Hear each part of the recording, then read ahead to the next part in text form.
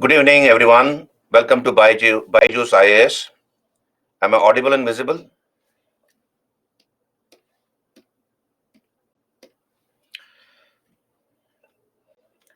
Thank you, Roshan. Let some more people join in and then I'll begin. Meshek, good evening. Good evening, Roshan. Brajneet, good evening. Let some more people join in and then I'll begin. Gunjan,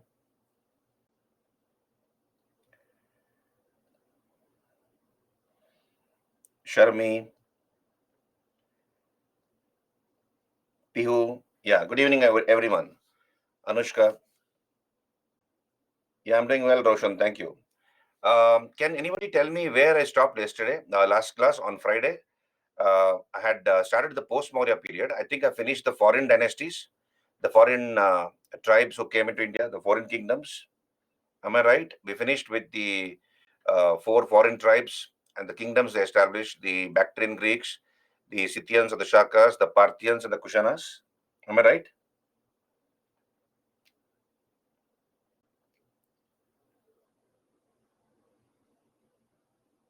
Hello?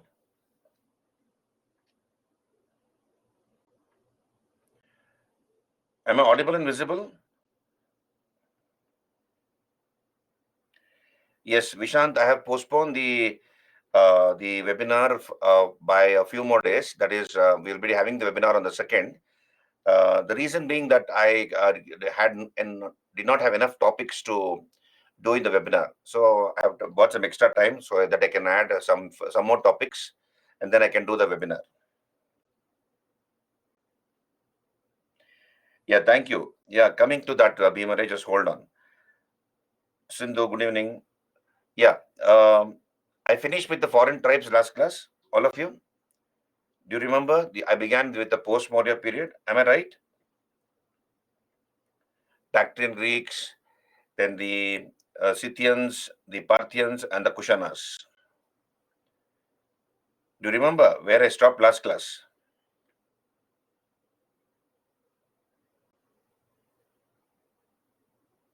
When did I finish? Where did I stop last class? Nobody remembers. Yeah, Kushanas were completed. Yeah, I know that. Okay, we'll come back here. So let me quickly recap. The post-Maurya period, a period of 500 years, 2nd century BC to 3rd century AD, a period of 500 years. And this period is called as the Dark Age by many historians, many classical historians. So why is it called Dark Age? Simply because you have political fragmentation of India. The Mauryas had provided political homogeneity to the country. They ruled almost the whole of India, the Mauryas. But once the Mauryas declined, we have the political fragmentation of this country. Number of small kingdoms came into existence, and many of these kingdoms were ruled by foreign tribes. Therefore, the historians of yesteryears, the classical historians, consider this period as the Dark Age, whereas modern historians consider this period as the mercantile age of India. India had flourishing trade with various parts of the world, and that's why it's called the mercantile age of India. Via the three oceans, via the Arabian Sea, India had trade relations with West Africa, West Asia, including the Roman Empire.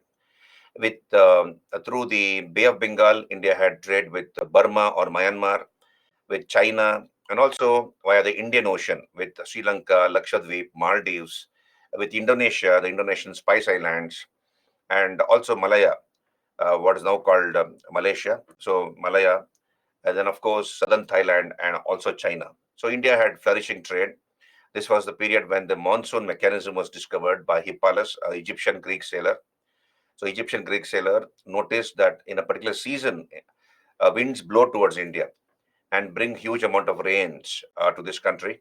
So once the mechanism of the monsoon was discovered, a number of foreigners from various countries began to come to India during the monsoon season because um, it was it was favorable to sail in the monsoon season because the wind is blowing towards India in a southwesterly direction, and they could easily maneuver their ships and then come to the coast of India, both west coast and east coast. They came for what? They came for spices. They came for spices and cotton textiles. And India was exporting more than importing. As a result, India had a favorable balance of trade. That is, more money, gold, and silver coins were coming into India. So India had a favorable balance of trade during this period. That's why modern historians consider this period as the mercantile age of India. So, so we will discuss about India's trade during this period in the subsequent section of this particular class.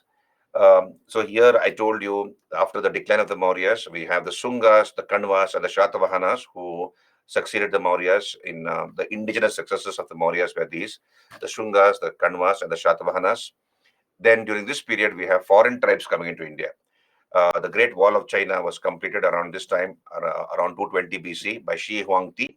I'm just recapping whatever I had done last class, so that's why I'm not writing much on the board. So here, the Great Wall of China was completed during this period by Shi Huangti. So once the Great Wall was completed, Central Asian tribes could not easily enter into China. So that resulted in many tribes coming into India and establishing kingdoms. So the coming of foreign tribes into India coincided, in other words, with the completion of the Great Wall of China. The first to come to India were the Bactrian Greeks or the Indo-Greeks. And the greatest of the Bactrian Greeks or Indo-Greek kings was Menander or Milinda. Menander or Milinda. We have discussed about this particular king. He was converted to Buddhism by Nagasena, a Buddhist monk in his court. And we have this book called Milinda Panha, which talks about the dialogue, the discussion which King Milinda had with Nagasena, the Buddhist monk Nagasena. It is also called Milinda Panha, or the Questions of Milinda, or Nagasena Bhikshu Sutra. The Greeks introduced gold coins in India. They introduced gold coins, and on their gold coins, we have the names of their kings embossed, along with some of their titles, along with the Buddhist chakra also. So we come to know, we can reconstruct the history of the Greeks through their coin legends. So with the help of numismatics, we can reconstruct the history of the Greeks. The Greeks also influenced Indian theater. Curtain is called Yavanika. So they used to use curtains in their theaters, the Greeks, and we have borrowed this idea of using curtains in theaters from the Greeks. So curtain itself is called Yavanika. Now, after the Indo-Greeks or the Bactrian Greeks, the next to come into India were the Shakas or the Scythians. They were a tribe from Central Asia. We have 5 branches of the Shakas. The Scythians are also called Shakas. So Patanjali, an ancient Indian grammarian, called the Scythians as Shakas in his book Mahabhashya. So here we have 5 branches of the Shakas. One branch ruled over Afghanistan, parts of Afghanistan. Another branch ruled over parts of Pakistan. Another branch ruled over present-day UP, and the last 2 branches ruled over Madhya Pradesh. One is the Kardamaka branch of the Shakas, and the other is the Kshaharata branch of the Shakas. The Kardamaka branch of the Shakas, who ruled Western India, Malwa, Gujarat regions, the greatest of the Kardamaka branch of the Shakas was Rudradaman. And Rudradaman issued the first pure inscription, first chaste inscription in Sanskrit language. This is the Junagadh rock inscription. In other words, all inscriptions before the Junagadh rock inscription are in Prakrit language. And the Junagadh rock inscription talks about the history of the Sudarshana lake. Rudra, of course, you have the Gupta king, Chandragupta II, Vikramaditya. He killed the last Kardamaka Shaka king, Rudrasimha III, and took the title of Shakari, and thus ended the rule of the Shakas in India. Then we have the Kshaharata branch of the Shakas. Kshaharata branch of the Shakas ruled over Mandsaur or Mandsaur in Madhya Pradesh. Their greatest king was Nahapana, and Nahapana was killed by the Shatavahana king Gautami Putra Shatakarni. So this is about the Shakas. The Shakas introduced the satrapal system. Last class I could not tell you that. I think I may have overlooked that part. So they established what is known as the satrapal system. The Shakas introduced the satrap system. So what is this satrap system? Satrap system was introduced by the Shakas. Please add that. So this was introduced by the Shakas. the satrap system. That is the joint rule. What is the satrap system? You have the kingdom under Maha Kshatrapas. Maha Kshatrapas. So the kingdom was divided under various governors called Mahakshatrapas, and in turn the Mahakshatrapas had satraps under them, the local the local chiefs of the areas. So so this is called satrapal system. So where the kingdom was divided into a number of kshatrapas, Mahakshatrapas, and in turn we have the Mahakshatrapas who further divided the kingdom amongst their satraps. So this is the joint rule of a Mahakshatrapa and a satrapa. In other words, you have the joint rule of a king and a Yuvaraja. So you understand what I'm just not told you. The kingdom was divided into various Mahakshatrapas, and in turn they further divided the kingdom amongst their juniors called the satraps, and that's called satrapal system, right? That's called satrapal system. So the Shakas introduced the satrap system in India. Then, of course, we spoke about the Parthians. The Parthians were from northern Iran, and the greatest of the Parthian kings was Gondophanes, during whose period Saint Thomas, one of the 12 disciples of Lord Jesus Christ, came to India.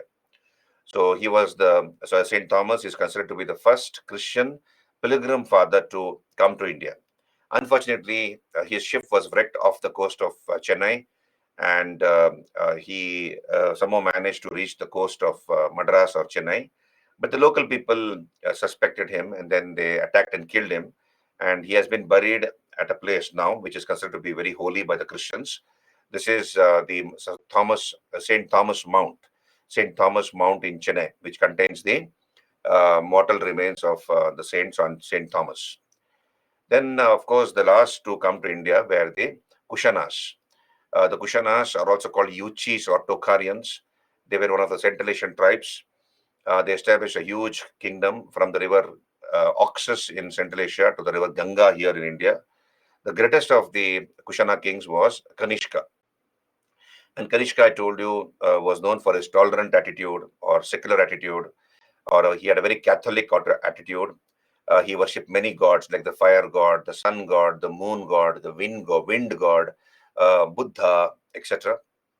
He built a stupa at Peshawar. So, what is now in Pakistan, those days it was called Purushapura. So, Purushapura or Peshawar was his capital. Mathura probably served as the second capital of the Kushanas. So, he built a vihara or a monastery at Peshawar or Purushapura and also a stupa there. And this stupa, we are told by foreign travelers, was very huge, almost 70 feet in height. So it excited the foreigners because of the size of the stupa, which he had built. Kanishka was the person who conducted the fourth Buddhist council at Kashmir in the Kundalavana Vihara in Srinagar, Kashmir, where we have Buddhist religion getting divided into two major sects, the Mahayana and the Hinayana. So when I come to art and culture topic, we will be discussing about religions, major religions of India like Buddhism, Jainism, etc. There we will talk in detail about the Buddhist councils. But the fourth Buddhist council was held during the period of Kanishka. The president was Vasumitra and the vice president was Ashwagosha. So Ashwagosha wrote the first uh, Sanskrit dramas of India, Shauriputra Prakarana, Sundara Nandana. So these are the books written by him, the earliest dramas written by him. He also wrote a few poems like Buddha Charita, Vajra Suchi, Gandhi Stotra, Shruhul Lekha, etc. So factual information, you need to revise them. So make small cue cards. Understand this. Make small cue cards like this. Like for example, 6 centimeters by 5 centimeters. Cut cut your paper like that into say by 6 centimeters by 5 centimeters and write this factual information. For example, book and author. So whatever you think you require to revise few repeatedly, write in small fonts, and then keep it in a bunch and keep it in a pocket in your purse. And whenever you're free, keep revising them, keep looking at them. That's the best way to remember factual information because you have an ocean of information. History is also mostly a factual subject. Here and there we have analysis, but then you have lots of facts also to remember. So as the exam approaches, it will be very difficult to remember everything at one shot. So revision is part of your preparation. So please revise. So having said that, we'll come back here. The Kushanas, uh, the greatest king was Kanishka, and Kanishka probably was killed by a Chinese. He was defeated by a Chinese general called Pan Chao. The Silk Route was controlled by the Kushanas. I told you about the Silk Route last class. It took travels through northwest portions of India.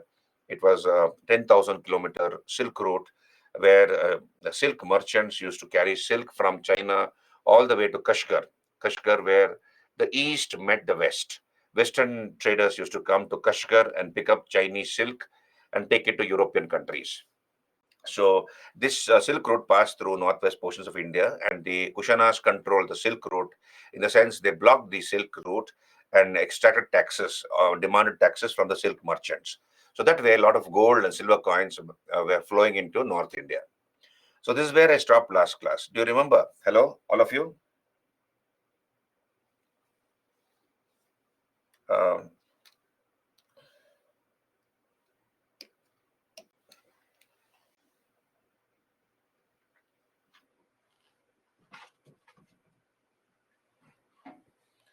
what's the white thing? I don't know. Okay.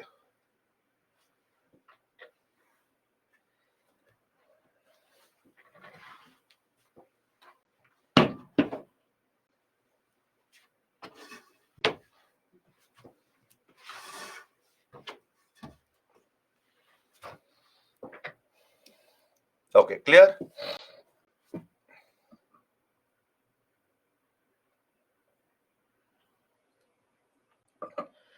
So here, just hold on. So here it is nothing but a governor and satrapal system is nothing but the kingdom under the shakas being divided under various satraps. Satraps were provincial governors. Who's this Bhimare? The satraps were provincial governors. Provincial governors. So you have a Mahakshatrapa. You can call him as a king, the Mahakshatrapa or the king, dividing the kingdom amongst his various governors, provincial governors. So you have the Mahasatrapa ruling along with the satrapas. That is called satrapal system. So this was basically a Greek concept where a Greek governorship concept, which was introduced by the Shakas here in India. Okay, so I'll come back. Deepshika, I'll come back. So regarding in the beginning of the class, somebody asked me about this. What is this? About what do you call golden age or dark age being a myth. Dark age. So here, this period, the post-Maurya period, is called a dark age because this was the opinion given by classical historians, the historians of yesteryears, because of the political fragmentation of the country, and many of the kingdoms were ruled by foreigners. So therefore, there was a lot of turmoil in the country, and that is the reason why it is called as the Dark Age by some of the historians of yesteryears. This period, um, so here this is an opinion. That's all. And opinions are subject to change. I think Bhimare was the one who asked this about Dark Age. Now he was citing the example of Vadnagar, the prime minister's ancestral place called Vadnagar in Gujarat, where we have found the continuity of culture and civilization for more than 5,500 years. And according to the newspaper article, which came in the Hindu and some other newspapers, uh, uh, Vadnagar has such bust this theory of a dark age because we have cultural continuity. You see, this period, I'm sorry, slightly digressing from this topic, but this is just to clarify Bhimare's doubts. One of the students called Bhimare. So here you see, you have the Harappan civilization. I'll use a separate page. We have the Harappan civilization, right? Harappan civilization was there, and we have covered this topic. And for various reasons, the Harappans abandoned their cities and went away to rural areas. So for various reasons, they abandoned their cities and went away to rural areas. And we have looked at those reasons. Now, till the coming of the Aryans, that is till uh, the till the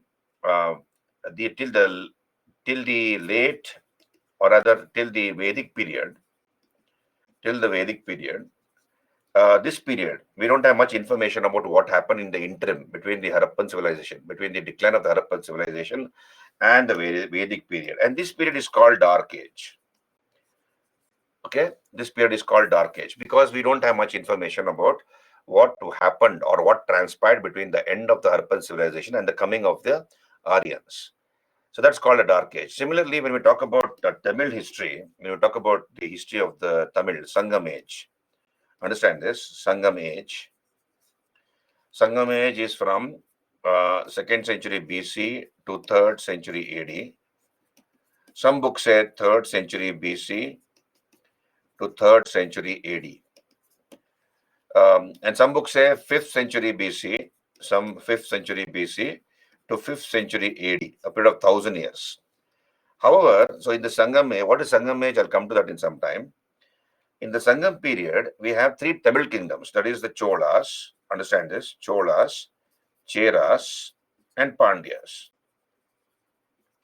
These three kingdoms flourished during the Sangam Age. So generally, Sangam Age is taken to be the period from 3rd century BC to 3rd century AD. This is the most acceptable period, a period of 600 years, 3rd century BC to 3rd century AD.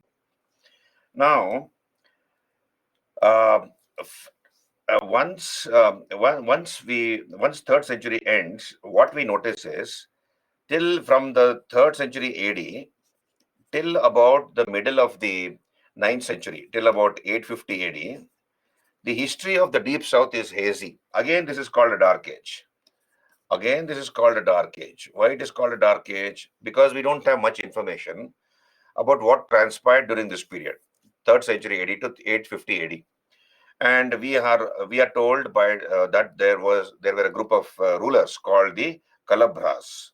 Kalabhras ruled this period between the end of the Sangam Age and the middle of the 9th century AD. Kalabhras, and later we have a combination of the Pallavas, the Chalukyas, and the Cholas. So Pallavas, Chalukyas, Cholas joined together and brought an end to the rule of the Kalabhras. So here, Dark Age is used in various contexts, Mr. Bhimre. You understand? Here, whatever article you read in the newspaper, it was with respect to Vadnagar per se, not generally for all the times where all the context in which the word Dark Age is used. Here we have cultural continuity for about 5,500 years at Vadnagar, because it was occupied continuously from the Vedic period, from the post-Vedic period. Vadnagar was occupied, and we have archaeological evidence to substantiate that from the post-Vedic period till the modern times.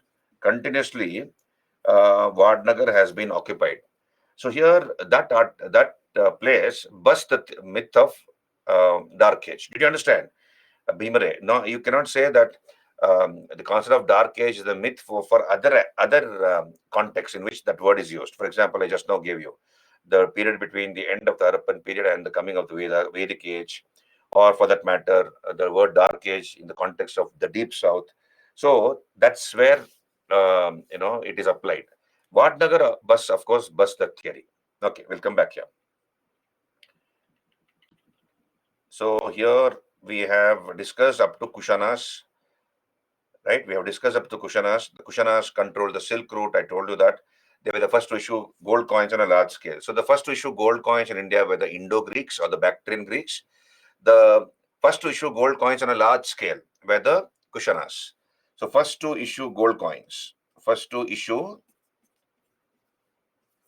gold coins in India were the Bactrian Greeks or the Indo-Greeks, but they issued them on a small scale. Then first to issue gold coins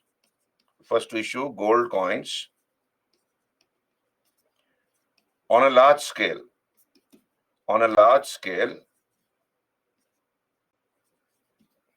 on a large scale were the Kushanas, and the dynasty which issued gold coins on the largest scale. So largest gold coins were issued by the Guptas. Yeah. Okay. So largest to issue gold coins by the Guptas. Deepshika is right. And of course, we have first traces of large-scale irrigation, in present-day Pakistan, Afghanistan, West Central Asia, also belong to the Kushana period. So I stopped here last class. We'll move on. So please strike off this particular sentence.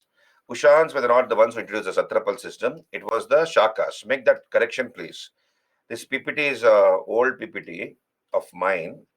So when I made the correction, I had already sent this to the concerned person. So therefore, the same PPT has been put. With due apologies, they just erase that sentence. I've struck off this sentence. This sentence is applicable to the Shakas, not the Kushanas. The Shakas were the ones who introduced the Satrapal system, right? So I hope you have noted down that, all of you. Then we have seen last class that the Kushanas also strengthened the idea of divine right theory of kingship. What is divine origin of kingship or divine right theory of kingship? That the king is the representative of God on earth. The king is the representative of God on earth. If you go against the king, it's equal to going against God. Did you understand? If you go against the king, it is equal to going against God. So the Kushana strengthened this idea of divine right theory of kingship or the divine origin theory of kingship. They took titles after the Roman kings and the Chinese emperors. Kushana kings took the title of Caesar. So from Caesar. So Romans used to call their kings as Caesar. Roman emperors were called Caesar. So from the word Caesar, we have the word Kaiser. At the same time, the kings of China, the emperors of China, used to call themselves sons of God or son of God.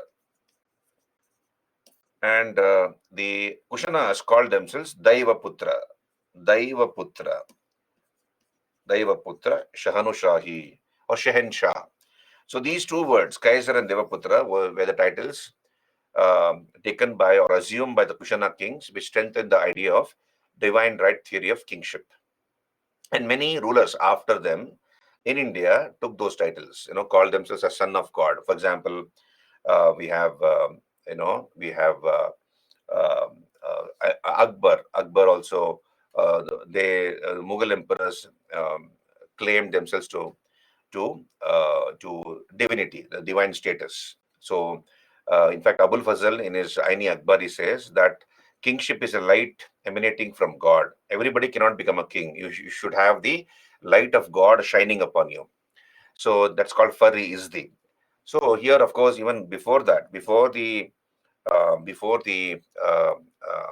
Kushanas, we have Ashoka, who took the title of Devanam Priya, beloved of the gods, the beloved of the gods. But then here, they strengthen the idea of divine right theory of kingship.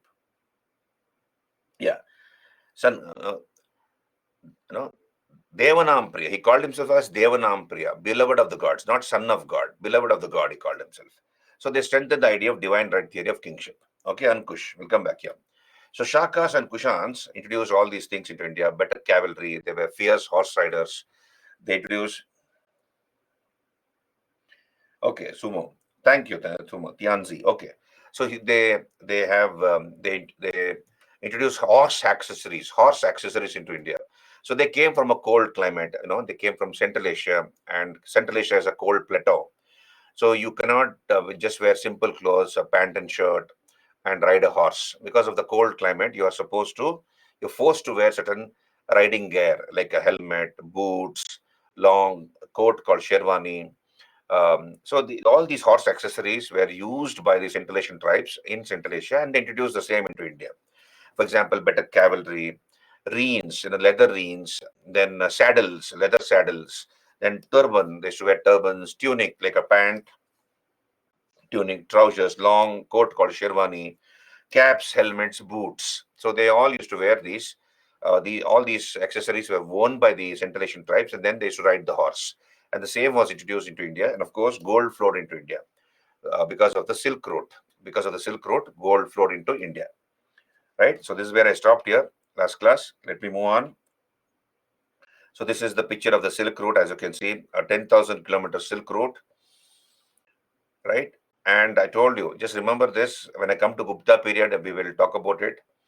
The Silk Route brought a lot of gold into India. I told you, Silk Route was passing through northwest portions of India, and whichever kingdom, whichever king or kingdom was ruling that area, initially the Kushanas, later the Guptas also controlled the Silk Route. A lot of gold was flowing into India. And this happened till 550 AD. Understand this? This inflow of gold into North India because of the Silk Road happened till 550 AD.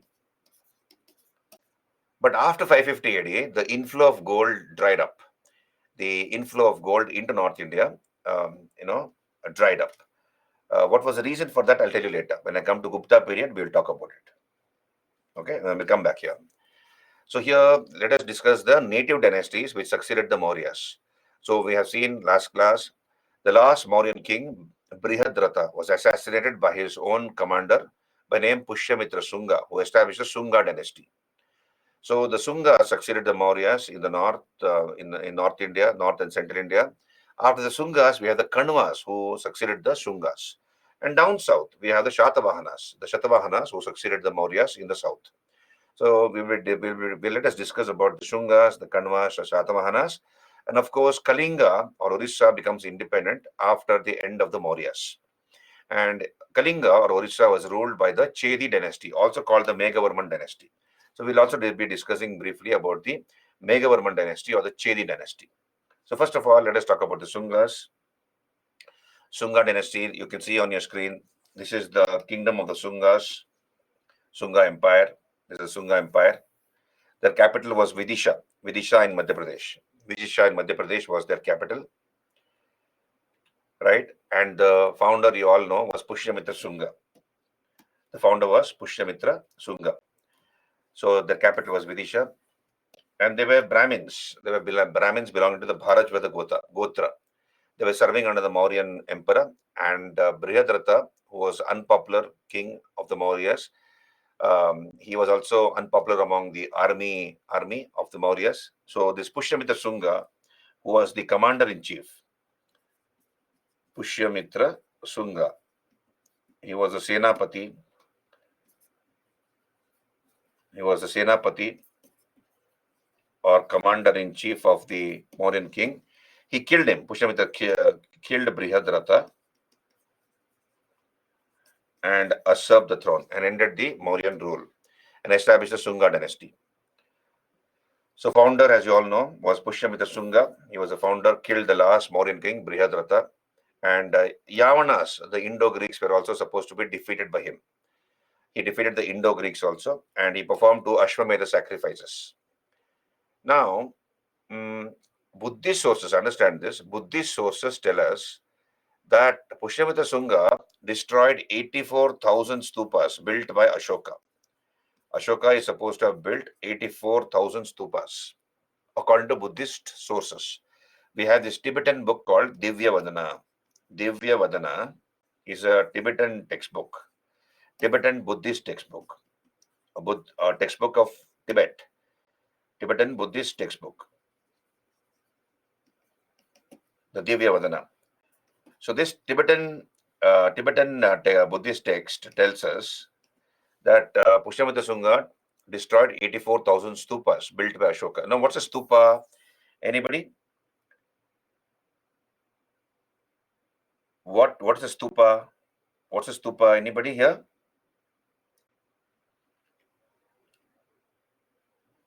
Dome shaped. A pillar is not a pillar inscription. Mound of death. Okay, arc like. Dome shaped. Bhimare seems to be near the truth. So here to understand this, when Lord Buddha died, his dead body was burnt and the relics were collected. What are relics? Relics are the ashes, the bones, ashes, fingernail, hair, all these are called relics. So the ashes along with the bones, fingernail, hair, etc. are called relics. Those were collected. They were kept in a big urn or a pot. So they were kept in a big pot or an urn, and they were divided to 8 sections, eight parts. These relics were divided to 8 parts. And a semi-domical structure called a stupa was constructed. When I do art and culture, we will be discussing about it. So how does a stupa look like? You see, this is a semi-domical structure. It looks something like this. This is called a harmika. Then you have a chatra here, 3 umbrella chatra. These are toranas, that is entrance gateway. Toranas are there in the 4 directions, 4 toranas. These are steps going up the stupa. So you can take a pradakshina around the anda. This is called an anda. And this is a solid dome. It's not a hollow dome. Please understand, it's a solid dome. And deep inside, buried inside the anda, buried deep inside the anda is a relic chamber called the tabena. This is called a tabena. And inside the tabena, you have one pot which contains the relics of the Buddha. So that was kept there. And then the dome was constructed around it. And this is a solid dome. It doesn't have a hollow. It's not a hollow dome. It's a solid dome. This is how a stupa looks like. Now, Buddhist sources tell us that Ashoka had built 84,000 stupas, and all these stupas were destroyed by Pushyamitra Sunga. But then archaeologists don't agree to this accusation made by the Buddhist textbooks or Buddhists. Why? Because archaeology doesn't support this accusation made against Pushyamitra Sunga. Because we have evidence that during the time of Pushyamitra Sunga, a number of stupas were constructed at Bharut, Sanchi, and Gaya. So we have evidence that um, a number of stupas were built or repaired at Gaya, Barhut, and Sanchi. So archaeology doesn't support this particular theory, right? And then he patronized Patanjali. Pushyamitra Sunga patronized Patanjali, who wrote Mahabhashya, a book on Sanskrit grammar. Mahabhashya. Yeah, Sanchi Stupa is in Madhya Pradesh, Somo. That is true. Gaya is in Bihar. Barut is in Madhya Pradesh. Barut is in Madhya Pradesh. Sanchi is in Madhya Pradesh. Gaya is in Bihar. Okay, did you get me that? You're able to catch me what I just now told you. Buddhist textbooks, Divyavadana, accuses Pushyamitra Sunga of having destroyed 84,000 stupas built by Ashoka. But archaeology doesn't support this particular accusation, because from archaeology we come to know that many stupas were constructed during the time of Pushyamitra Sunga. So if he was anti-Buddhist, why will he allow the construction of stupas during his period? Therefore, this accusation doesn't hold true. Okay. Then we have Pushyamitra Sunga succeeded by his son Agnimitra. Agnimitra Sunga. Agnimitra. And we have this play, this drama called Malavika Agnimitram. So we have the great Sanskrit dramatist, scholar called Kalidas. Kalidasa lived during the Gupta period. We'll talk about it when we come to Gupta period after this chapter. So Kalidasa wrote 3 dramas and 4 poems. Out of the 3 dramas, one of them is this Malavika Agnimitra.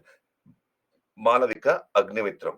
So the no, Abhignana Shakuntalam is his most famous drama. Apart from Abhignana Shakuntalam, he wrote Malavika Agnimitram and Vikramorvashyam. Vikramorvashyam is also another drama. So Malavika Agnimitra, the love story, the romance and marriage of Malavika with Agnimitra. Malavika Agnimitra. So romance and marriage of Agnimitra with Princess Malavika. So the hero of this drama was Agnimitra, the son of Pushyamitra Sunga. This was a UPSC question asked in the prelims. Okay, then the 6th ruler of the Sunga dynasty was this Kashiputra Bhagabhadra. Understand this? Kashiputra Bhagabhadra. So he was supposed to be the 6th ruler of the Shunga dynasty, Kashiputra Bhagabhadra. Now, when Kashiputra Bhagabhadra was the Sunga king, when he was ruling the Sunga kingdom, this king Kasiputra Bhagabhadra, ambassador came to his court. He was a Greek ambassador. His name was Heliodorus. Heliodorus came to his court. And who sent Heliodorus to the court of Kasiputra Bhagabhadra? The Indo-Greek king called Antialcidas. Antialcidas.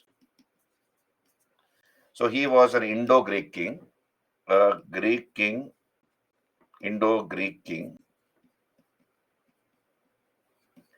called Antialcidas sent Heliodorus as his ambassador to the court of Kasiputra Bhagabhadra. Okay, now, did you understand? Now, Heliodorus, when he came, visited Kasiputra Bhagabhadra's kingdom, was enamored of Bhagavatism. Understand this? What is Bhagavatism? Bhagavatism is the worship of Krishna. What is Bhagavatism? It is nothing but the worship of Krishna, Lord Krishna. So there was so much of Krishna worship going on in the kingdom of Kasiputra Bhagabhadra that Heliodorus was influenced by Bhagavatism or the worship of Krishna. So he was so much influenced that Heliodorus converted himself to Bhagavatism. In other words, Heliodorus became a worshipper of Krishna. And what did Heliodorus do? He installed one pillar. Understand this? He installed one pillar, which is now found at Vidisha in Madhya Pradesh. And the old name of Vidisha is Besnagar. So at a place called Besnagar in Madhya Pradesh, he installed one pillar with a Garuda on top. So I'm not good at drawing, but imagine this is the Garuda. Okay, this is the Garuda bird. Okay, so he installed one Garuda bird on top of this pillar. But unfortunately, this Garuda has fallen off. It was made of bricks, so therefore the Garuda sculpture has fallen off. The idol has fallen off, but the pillar remains intact. Right? So he calls Krishna in this. This is called, and then he leaves an inscription. This is called Besnagar pillar inscription. This is called what? Besnagar pillar inscription.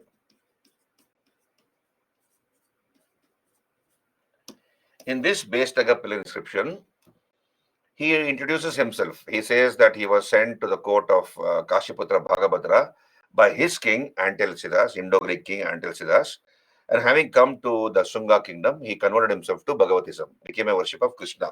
So he calls Krishna, Vasudeva Krishna, as Deva Deva. He calls Krishna as Deva Deva,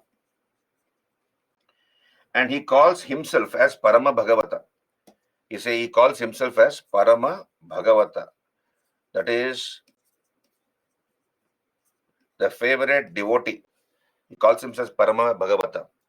That is, he was an ardent devotee of Krishna. This is the information we get from the Besnagar pillar inscription. In fact, Besnagar pillar inscription is the earliest inscriptional evidence of Krishna worship. This is the earliest inscriptional evidence. Earliest inscriptional evidence of Krishna worship or worship of Krishna. Did you understand whatever I told you just now? Do you want me to repeat or can I move on?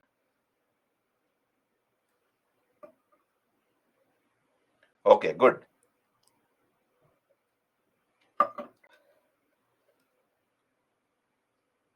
Okay, so you can see here, a Greek ambassador, Heliodorus, came to his court. The Besnagar pillar inscription set up by Heliodorus near Vidisha, Madhya Pradesh, reveals that he was sent by the Greek king Antialcidas to the court of Bhagabhadra. The inscription is in Prakrit language and Kharoshti script. Right? And of course, we have the last Sunga king, Devabhuti. Devabhuti was the last Sunga king. He was killed by his commander, Vasudeva Kanva, who established the Kanva dynasty. So his military commander, Vasudeva Kanva, killed him and established the Kanva dynasty. This was the end of the Shungas. So the Sungas were succeeded by the Kanvas. So the next dynasty is the Kanva dynasty. So you can see here on your screen, this is the Besnagar pillar inscription installed by Heliodorus. The Garuda has fallen off. You can see the Garuda on top is missing. Garuda has fallen off, but the pillar remains intact. Right. Then we come to Kanva dynasty. Kanva dynasty, uh, capital was Pataliputra. Again, they were followers of the Vedic religion. They were Brahmins belonging to the Kanvayana Gotra. The founder was Vasudeva Kanva, and the last king was Susarma. So we have very less information about the Kanvas. The founder was Vasudeva Kanva, and the last king was Susarma. And Susarma was killed by the Shatavahana king, Shatakarni II, Shatavahana king of of South India. The Shatavahana king Shatakarni II killed him, and thus ended the rule of the Kanvas. So Sungas and Kanvas succeeded the Mauryas in North India, North and Central India. And then we have the Shatavahanas who succeeded the Mauryas in South. Shatavahanas. So we come to the next dynasty, the Shatavahanas. On your screen, this is the this is the kingdom of the Shatavahanas. Shatavahanas. So let me talk to you about the Shatavahanas.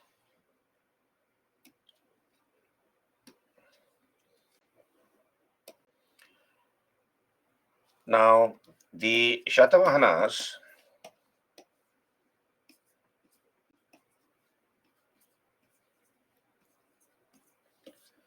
The Shatavahanas ruled for a period of 460 years continuously, roughly from 225 BC, from 225 BC to 225 AD.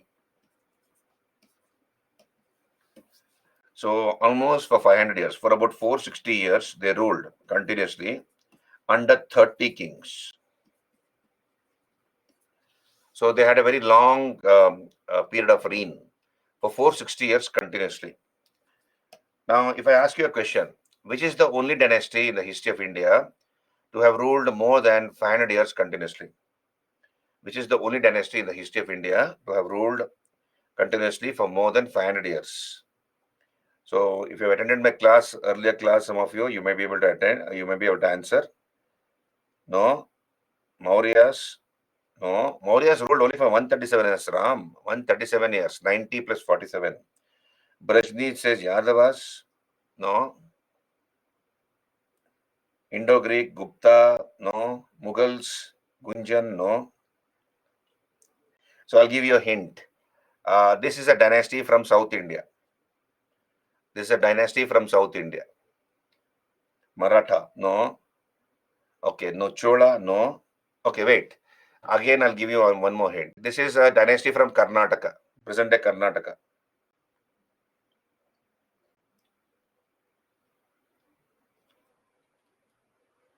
Badami? No. Okay, I'll give you a much more specific hint. This is a dynasty from Mysore. This is a dynasty from Mysore.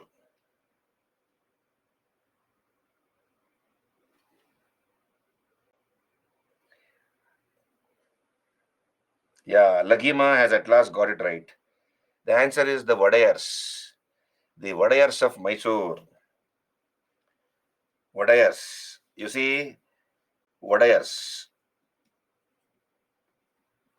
The only dynasty to have ruled for more than 500 years continuously. When was the Wadayar rule established? Understand this. When was Vijayanagara established? 1336. When we come to Vijayanagara, we'll talk about it. 1336 to 1648. That is the rule of the Vijayanagara kings. Okay, Vijayanagara. Vijayanagara was established by Harihara and Bukka in 1336. And the Wadayars were under the Vijayanagara kings. Raja Wadayar established the principality of Sringapatna around Mysore in 1399. So Wadayars began to rule from 1399, and we can see the rule of the Wadayars till now. That is till 2024, right? Till 2024, we have the family tree of the Wadayars. Of course, they are not ruling now, but then we have the scion of the Wadayar family. Yaduvira Krishnadatta Chamraja Wadayar is the latest king of the Wadayars of Mysore. So we can trace the family tree of the Wadayars from 1399 onwards. And during the time of Hyder Ali and Tipu Sultan, 4 Wadayars did not rule. They were not allowed to rule by Hyder Ali and Tipu Sultan. So except those four Wadayar kings, the others have been continuously ruling from 1399. So the only dynasty which ruled India for more than 500 years continuously are the Wadayars. Okay, now we'll come back here. So another dynasty which come close to them are the Shatavahanas. Some say that Cholas ruled for 1,000 years. No, it is not true. See, the Cholas, you have the Sangam Cholas. In the Sangam age, Cholas were there, but then we don't have any continuous history of the Cholas. Once the Sangam age got over, we don't hear of the Cholas for about 350, 400 years. And again, in the middle of the 9th century, they come back. So it was not a continuous rule, and there's no connection between the Sangam Cholas and the early medieval Cholas. When I come to Chola period, we will talk about it. So here, the Shatavahanas ruled for 460 years under 30 kings. And in this long period of rule, they had many capitals. They ruled over, they ruled from Kotilingala in Telangana area. Then they shifted the capital to Maharashtra, that is Python or Pratishtanapura, that was their capital. Then Srikakulam became their capital in the Guntur district of Andhra. And finally, Dhanyakataka, or what is called Amaravati, became their capital. So they had many capitals, four capitals in this long period of 460 years. Now, some things you need to remember. So just remember those things. I'll come to the PPTs in some time. Just hold on. So let me make some space for myself.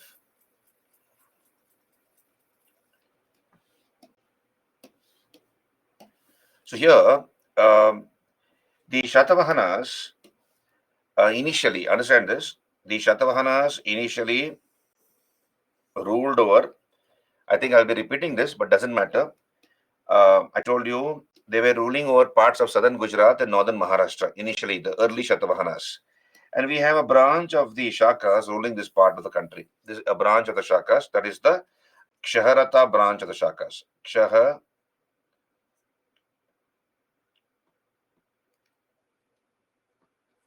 Kshaharata branch of the Shakas ruled over this region, that is called Aparanta, Gujarat, Malwa regions. And the early Shatavahanas were ruling very close by, the early Shatavahana kings.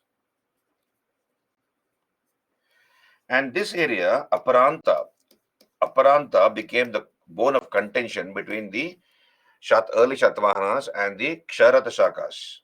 Aparanta or Konkan coast. Aparanta or Konkan coast became the bone of contention. So very fertile area, this area. So whichever king rules this area stands benefited because he can collect taxes from the farmers. 2 to 3 crops can be grown in a year. And after every harvest, the king can collect taxes from the farmers. Further, a lot of trade took place, international trade, through the sea, via the Arabian Sea. And custom duties can be imposed upon the merchants and traders. And so a lot of money would come to the king, or whoever brings the Aparanta under his control. So this became the bone of contention, the Aparanta coast, between the Ksharata Shakas and the early Shatavahanas. So what happened is, the Ksharatas initially were able to defeat the early Shatavahanas, and the Shatavahanas were pushed down south. They were pushed down south. So they come towards Telangana area. Telangana becomes the nucleus of their operations of the early Shatavahanas. But later, we have one of the kings of the Shatavahanas by name Gautami Putra Shatakarni. Gautami Putra Shatakarni, the 23rd king of this dynasty. 23rd king of this dynasty, Gautami Putra Shatakarni. He waged war against the Ksharata branch of the Shakas. The Ksharata king was by name Nahapana. So there was a king called Nahapana. So Gautami Putra Shatakarni waged war against Nahapana, killed Nahapana, and took the title Kshaharata Vamsha Nirvashe Sakara. So he was the one who brought an end to the rule of the Kshaharata branch of the Shakas. So the later Shatavahanas under Gautami Putra Shatakarni were able to defeat and exterminate this branch of the Shakas, the Ksharata branch of the Shakas. The Shatavahanas, you see, they ruled over present parts of Andhra, Maharashtra, Karnataka, and Telangana. So what we now call Telangana Andhra, Karnataka, and Maharashtra. So they ruled over all these areas, which are now called Telangana, Andhra, Maharashtra, and Karnataka. They were basically Brahminical Hindus. So they promoted the Vedic religion. They promoted the Vedic religion. So again, rituals, sacrifices gained ascendancy under the Shatavahanas. But then they also patronized Buddhism. They also patronized Buddhism. They were tolerant towards other religions, including Buddhism and Jainism. And we see that the Shatavahana kings built a number of chaityas and viharas. They built a number of chaityas. What's a chaitya? Chaitya is a Buddhist prayer hall. Chaitya is a Buddhist prayer hall found in a cave. So chaityas and viharas. Viharas are monasteries where Buddhist monks used to take rest. So they built a few Buddhist viharas and chaityas and also stupas. They also built stupas. Right, and they are generally found in present-day parts of Andhra and Maharashtra. Most of their stupas and most of their viharas and chaityas are found in Maharashtra. Some are also found in Karnataka, like Banavasi, but mostly they are found in present-day parts of Maharashtra and Andhra, the regions over which they ruled. The Shatavahana kings controlled the Dakshinapatha trade route, the trade routes to South India. So they controlled the Dakshinapatha trade route. Dakshinapatha trade route was controlled by them. Um, Then, of course, they promoted the Amaravati School of Art. We have in South India, in the lower valleys of the Krishna, Godavari, we have, the Amaravati School of Art, which flourished under them. The Amaravati School of Art. It's a Buddhist art, Amaravati art.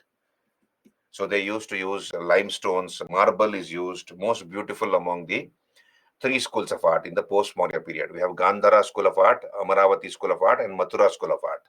So when you compare all the three, the most beautiful is this because they have used limestone and marble to depict the um, various life episodes of the Buddha, Bodhisattvas, etc. So it's basically a Buddhist art, a Buddhist school of art, a Manavati school of art, right? And of course, the Krishna Godavari Delta became the rice bowl of the south. So they controlled the Krishna Godavari Delta, which is even now called the rice bowl of the south. Rice bowl of the south. And they traded extensively. They traded extensively through the three oceans, with various parts of the world. India exported spices. They exported spices, cotton, textiles, pearls, sandalwood, etc. So this is about the Shatavahana kings. And Shatavahana kings took their names after their mothers, particularly from the time of Gautami Putta Shatakarni. From the time of Gautami Putta Shatakarni, kings were named after their mothers. That is called metronymics. Metronymic. What is metronymic? Um, Metronymic is kings named after their mothers. Kings named after their mothers. Like, for example, Gautami Putra Shatakarni, son of Gautami, Gautami Putra Shatakarni, Vashishti Putra Pulamavi, Vashishti Putra Pulamavi. So, son of Vashishti. So, that's called metronymic, kings named after their mothers. And initially, historians thought that the Shatavahana society was matrilineal. It was matriarchal and matrilineal. What's matriarchal? As you all know, mother is the head of the house. That's called matriarchal. Matrilineal is descent is from the mother's side. Generally, India is a patriarchal and a patrilineal society. We take our father's surnames. We take our surnames from our father's side. But some communities are matrilineal, like the Todas of Tamil Nadu or the Nayars of Kerala. They're generally matrilineal according by tradition. So it was believed initially by historians that probably it was a matriarchal society and a matrilineal society. But then the throne passed on from the father to the son. So it was very much patriarchal. It was not matrilineal at all. It was just the fact that Shatavahanas gave a lot of importance, respect to their mothers. So we can presume that that was the case in the society also. A lot of respect was given to the women in the Shatavahana society. So, and of course, they had their surname Shatakarni. they had the surname as Shatakarni. Shatakarni was their surname. And some historians say that the word Shatavahana is from the word Saptavahana. Saptavahana is, the seven horses of the sun god. Sun god has seven horses, has his mount, has his vehicle. So the word Shatavahana is from the word Saptavahana, according to some sources. So this is about the Shatavahanas. They're also called Andhras. As I told you, they were pushed down south. Telangana became the nucleus of their operations, and therefore they are also called Andhras. Okay, many of their administrative terminologies were borrowed from the Mauryas. They borrowed many of their terminologies, administrative terminologies from the Mauryas, because after all they were serving as feudatories under the Mauryas. For example, Maharathis, Mahabhojas. These are the feudatories who played a very important part in the Shatavahana administration. And the Maharathis could also marry into royal families. They gave villages as gifts and also married into royal families. Okay, so this is about the Shatavahanas. Did you understand? Yeah, a home dynasty also ruled for more than 500 years. We have a history of the homes also ruled for more than 500 years. So among apart from the Wadayars, another dynasty whom we can name is other Ahoms. Ahoms who ruled over Assam region. The word Assam is from the word Ahom. Yeah, Gautami Bailashri. Yeah, correct. Yeah, Chaityas are Buddhist prayer halls, Sakshi. They're generally found in a cave. When we do art and architecture as part of art and culture, we will discuss about it. So this is the gist of the Shatavahana story. Did you understand? And they wrote in Paisachi Prakrit language. So Paisachi Prakrit was their official language. Paisachi Prakrit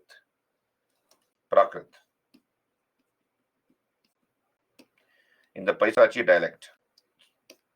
Paisachi Prakrit. Okay, we'll come back here.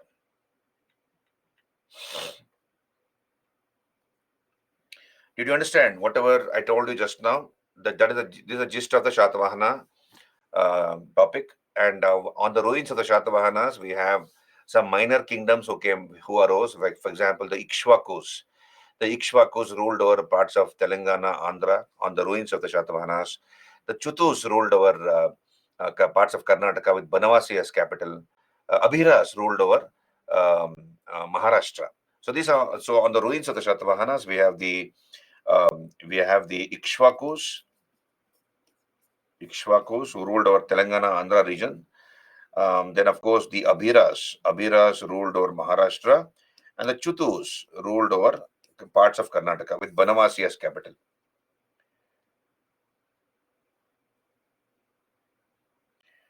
Varda, please mail me. I will forward it to the concerned people.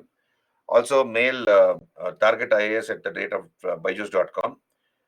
Target IAS at the rate of Byju's.com, and also throw a mail to to me. I will forward it to the concerned people, and then your query should be sorted out. Wednesday is a holiday for May Day. I'm not sure whether May Day is a holiday. I think so, but I'm not sure. So wait for the confirmation. Wait for the confirmation. I don't know whether Wednesday is a holiday. Ankush. Presumably, May Day generally is a holiday, but let us wait for the confirmation. Probably at the end of this session, when I give you a 15 minutes break, after the break, I can announce after talking to the management. Okay, we'll come back here. So Shatavahanas ruled over present day Maharashtra, Karnataka, Telangana, Andhra for about 500 years, 225 to 225 BC to 225 AD, for about 450 years, 460 years. They had many capitals in this last. So in this long period of their rule, they had many capitals like this. You can see here on your screen, Kotilingala in the Jagtial district of Telangana, Pratishthanapura, that is Python in Maharashtra, then Srikakulam, that is in the Krishna district of Andhra Pradesh, Srikakulam, and Dhanyakataka in the Guntur district of Andhra. And that is called Amaravati now. Amaravati. So you see, Andhra Pradesh got divided into Telangana and Andhra. And then for 10 years, Hyderabad will be the joint capital of both these states. After 10 years, Hyderabad will be the capital of Telangana, and Andhra's capital would be supposedly Amaravati. So the old name of Amaravati is Dhanyakataka. And this was part of the tourist circuit. You see, Buddhist tourist circuit. In ancient times, you have, that was the area where we have the Amaravati School of Art flourishing. Goli, Gantashala, Jaggayapeta, Amaravati, Nagarjanakonda. So these are some of the places where the Amaravati School of Art flourished under the Shatavahanas and also under the Ikshvakus.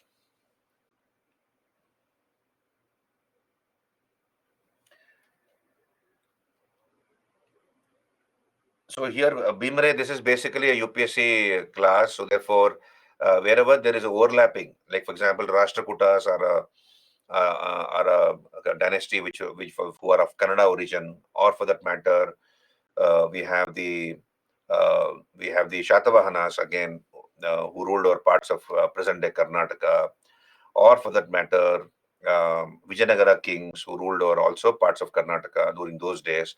So these syllabuses, these topics will overlap with the Karnataka state service if you are from Karnataka. Otherwise, this is exclusively a UPSC class. So therefore, specifically Karnataka topics would not be covered.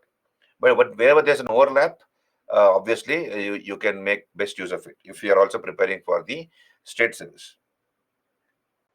Gunjan, who are after the Vadayars, no, who ruled more than 500 years. Ahoms also ruled for more than 500 years. If my knowledge serves me right, just Google and find out. I think Ahoms also ruled for more than 500 years.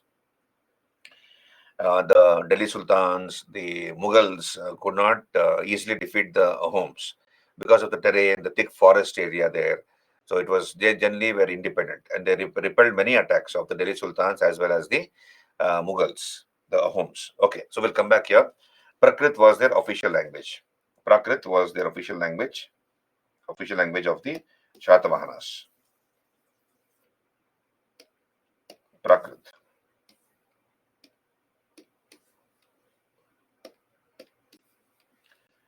Right. So let us look at the political history of the Shatavahanas. There were 30 kings, but not all of them are important. I have put most of the important kings here in the PPTs. So here on your screen, the first important king was Simukha or Srimukha. He was the first important king, Simukha. Then the third king was Shatakarni the first, third king of the dynasty. We have the Nanagat inscription. In the Nasik district of Maharashtra, we have an inscription found in a cave, in a Buddhist cave. This is called Naneghat. Ghat, is valley, ghat. So this is called Nanghat or Naneghat in Marathi language. So here in the Nasik district, we have near Nasik the Naneghat inscription, which talks about the achievements of Shatakarni the first. So the Naneghat inscription was issued by the wife of Shatakarni the first, Naganika. So Naganika. Now please understand one more thing I forgot to mention when I gave you the overview of the Shatavahanas. Now I'll mention that either way. You see, the Shatavahanas, understand this, very important this is. The Shatavahana kings were the first kings in the history of India to make tax-free land grants to Brahmanas and Buddhist monks. First kings in the history of India to make tax-free land grants. Tax-free land grants to Brahmanas and Buddhist monks.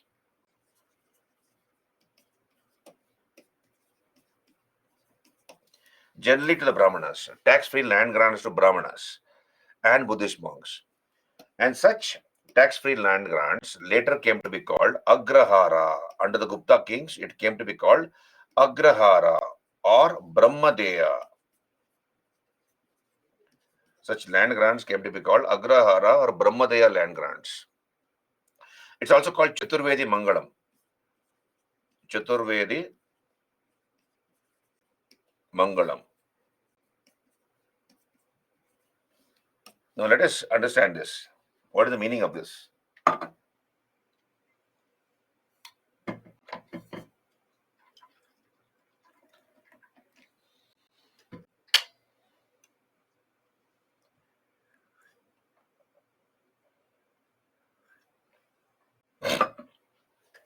Okay, let me ask you, is the speed okay? When I'm speaking, are you able to understand easily? Am I speaking too fast? Or whatever speed I'm speaking, you're able to understand? Fine? Okay. Thank you. Okay, all good. Now look here. What is the meaning of tax-free land grants to Brahmanas? Now, thank you, all of you. Now let's come back. So here you see, what is the duty of the Brahmanas and Buddhist, Jain monks, etc.? Spiritual activities, spiritual pursuits. Most of the time, they are engaging in religious and spiritual pursuits. And whenever they want some donation, some help from the king, they come to the king. They'll come in a delegation to the king and ask for some help both in cash and kind. So the king might give them some food, no, some few bags of paddy or wheat, some gold coins, etc., as a donation. Then again, Brahmana monks will come. He will offer donations to them. Then later, some Buddhist monks would come, etc., etc. Every time they come, he has to give them something. Now, the Shatavahana kings began the practice of making tax-free land grants to Brahmana and Buddhist monks. Now, look here. Let's say this is the kingdom of the Shatavahanas. This is a kingdom. So here, there's a small area here. So let us say a group of Brahmanas have approached the Shatavahana king asking for some help. So what the Shatavahana king would do is, instead of giving them money or help in kind, maybe food or anything like that, instead of that, he will give them some territory, some area as theirs. So let us say this is a forest area. This is a forest area. Okay, this is a forest area, right? So he will tell them that this area henceforth is yours. So you can go there and claim that area as yours. So the Brahmana monks, the Brahmanas will go there, or Buddhist monks will go there. And what do they see? There's a forest there. This area is theirs. So they'll cut down the forest. They might sell the timber, or they might keep the timber with them for firewood, etc., or for yagnas, havan, etc. And then they'll clear this forest. They'll clear this forest and make it fit for agriculture. And they'll start engaging in agriculture here. So they have converted this forest land into an agricultural land. And whatever is grown by the Brahmana monks or Brahmanas here in this area is tax free. The Shatavahana king will not collect any taxes from this area. So whatever is grown here is tax free, and that could be enjoyed by the Brahmanas. So they again will not go to the king, because king has given them away some territory as theirs. So they have converted that into farmland, and they're engaging in agriculture there, and whatever they grow is theirs. So uh, it is you know uh, uh, it is uh, it is tax-free land grant made by the Shatavahana king. And the king's officials will also not go and visit this area unless there's a law and order problem. Unless there's a law and order problem there, the king's officials will also not visit this particular territory of the Brahmanas, which has been granted as a gift, or given away as a gift by the Shatavahana king. Such land grants came to be called Agrahara or Brahmadeya or Chaturvedi Mangalam under the Gupta kings later. So Gupta kings began to call it as Agrahara or Brahmadeya land grants. Are you there with me? Did you get me that?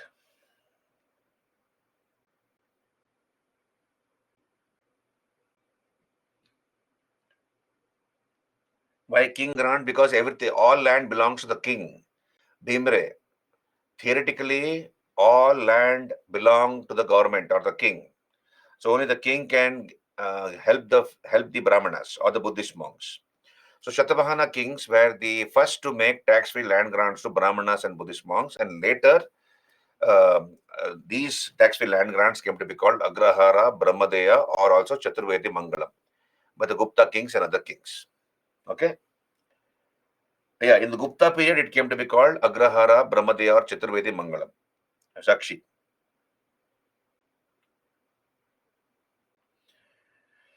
Land selling and buying was there. Buying and selling of land was there. But then here, this is a very unique way of helping the Brahmanas and the Buddhist monks by the Shatavahana kings. Instead of giving them cash and kind, he gave them as part of his territory and told them, you make best use of that area.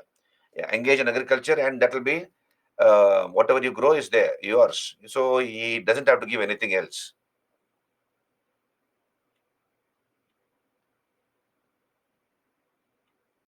Shatavahana kings. It was a general statement.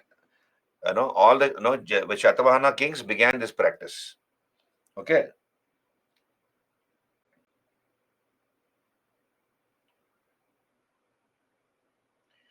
I think a new batch is already going on, Hemil. New batch is already going on. Um, I don't know about these details because my duty is to only teach. When batch starts, when it is ending, all those things is I'm not concerned with that. You please mail the concerned people. They will reply.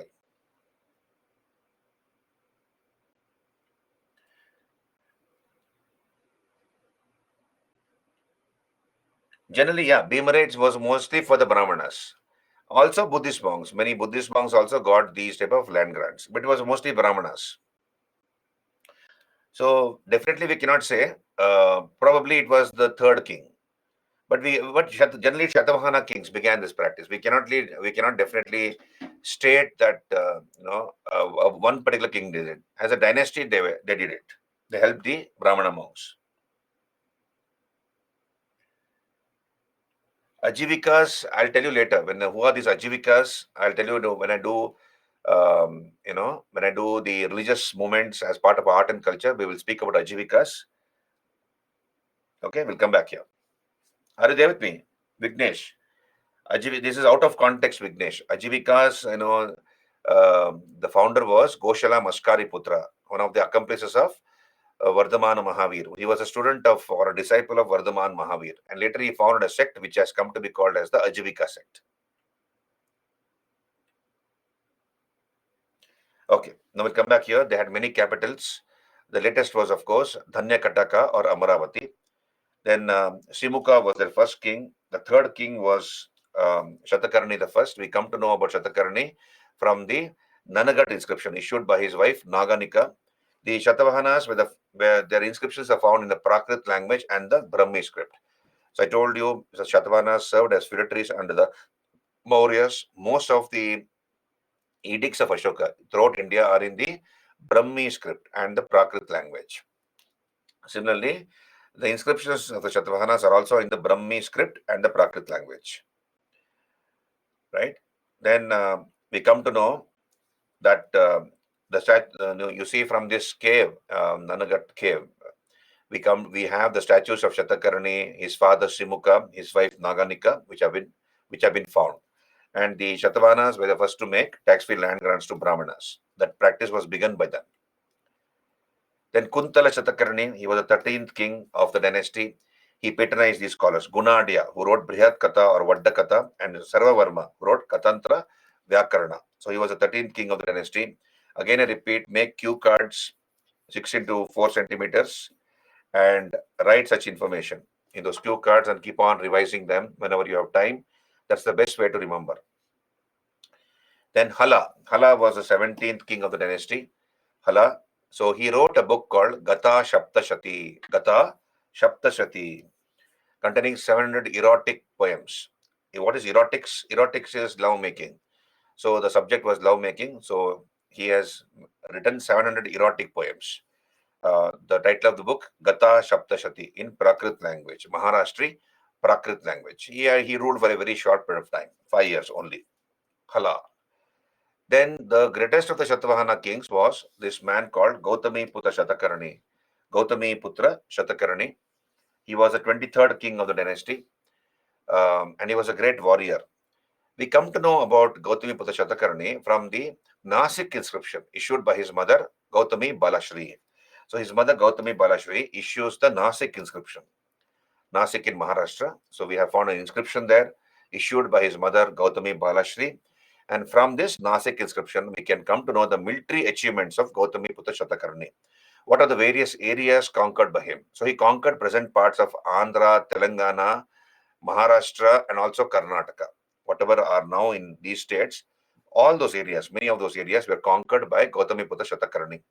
And he's also the person who killed the Kshaharata king Nahapana, and Nahapana's son-in-law Usavadatta.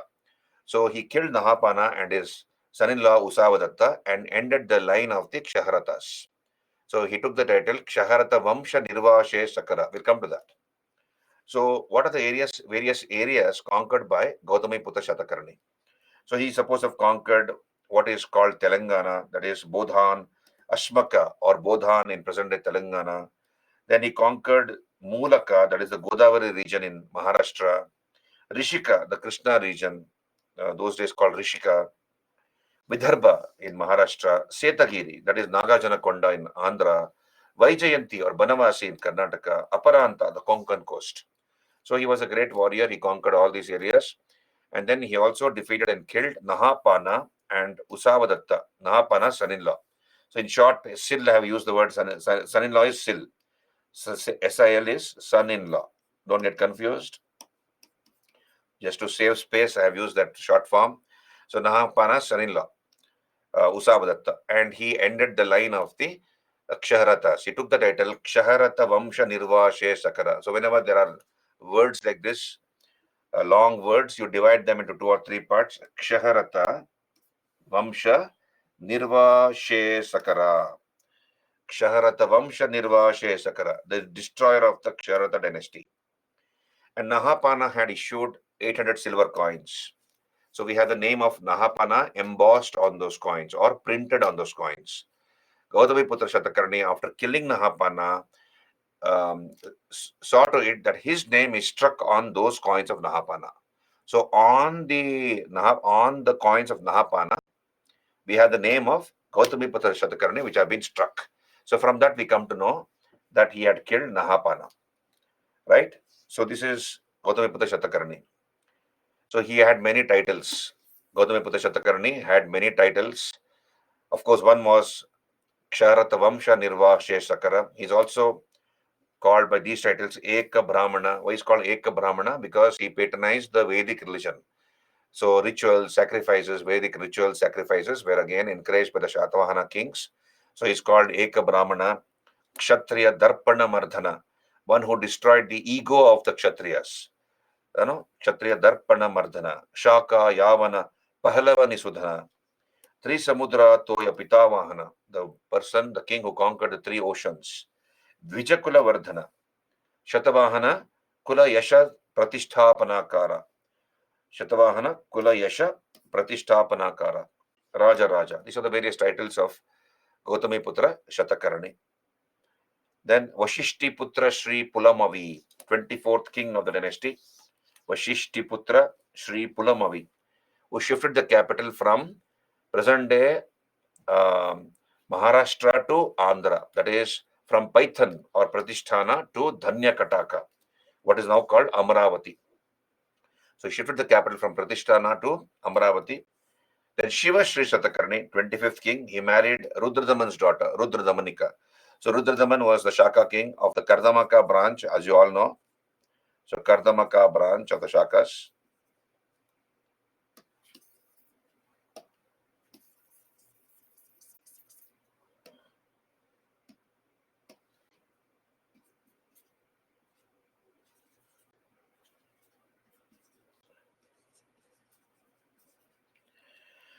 So he married Rudradaman's daughter, Rudradamanika.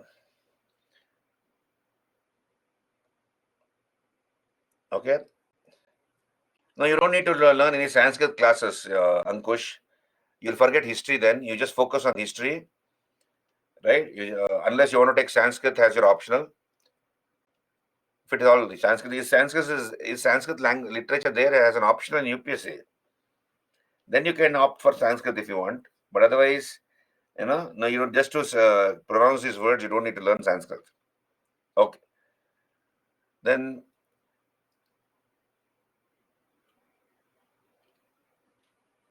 okay. Yajna Sheshatakarni. So I have been told that May Day is a holiday. It's a public holiday. May Day, Labor Day. No, May Day is Labor Day. So therefore it's a holiday, public holiday. So Yajna Sheshatakarni. Ankush, it is not tough. You just have to revise. Just revise, and then things become easy for you.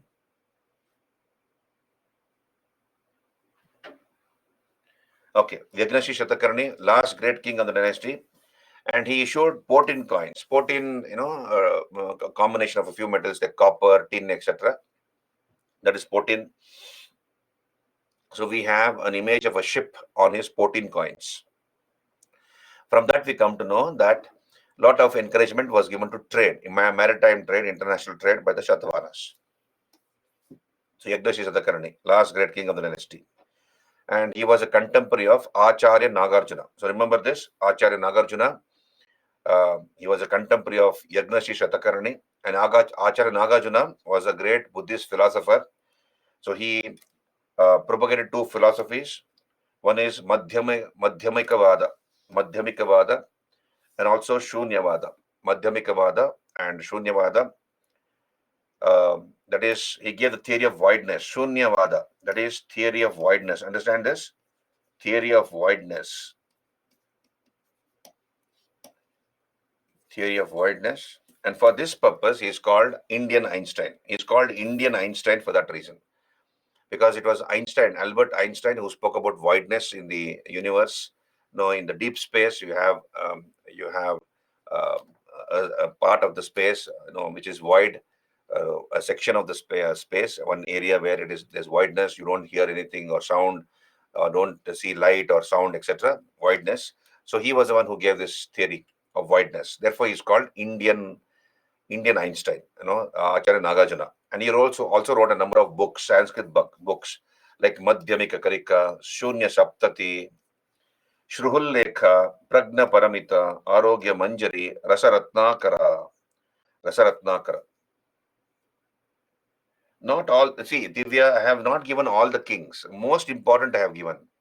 So when you read your textbook and you find something important, which I might have overlooked or missed, and you find it important, add it to your notes.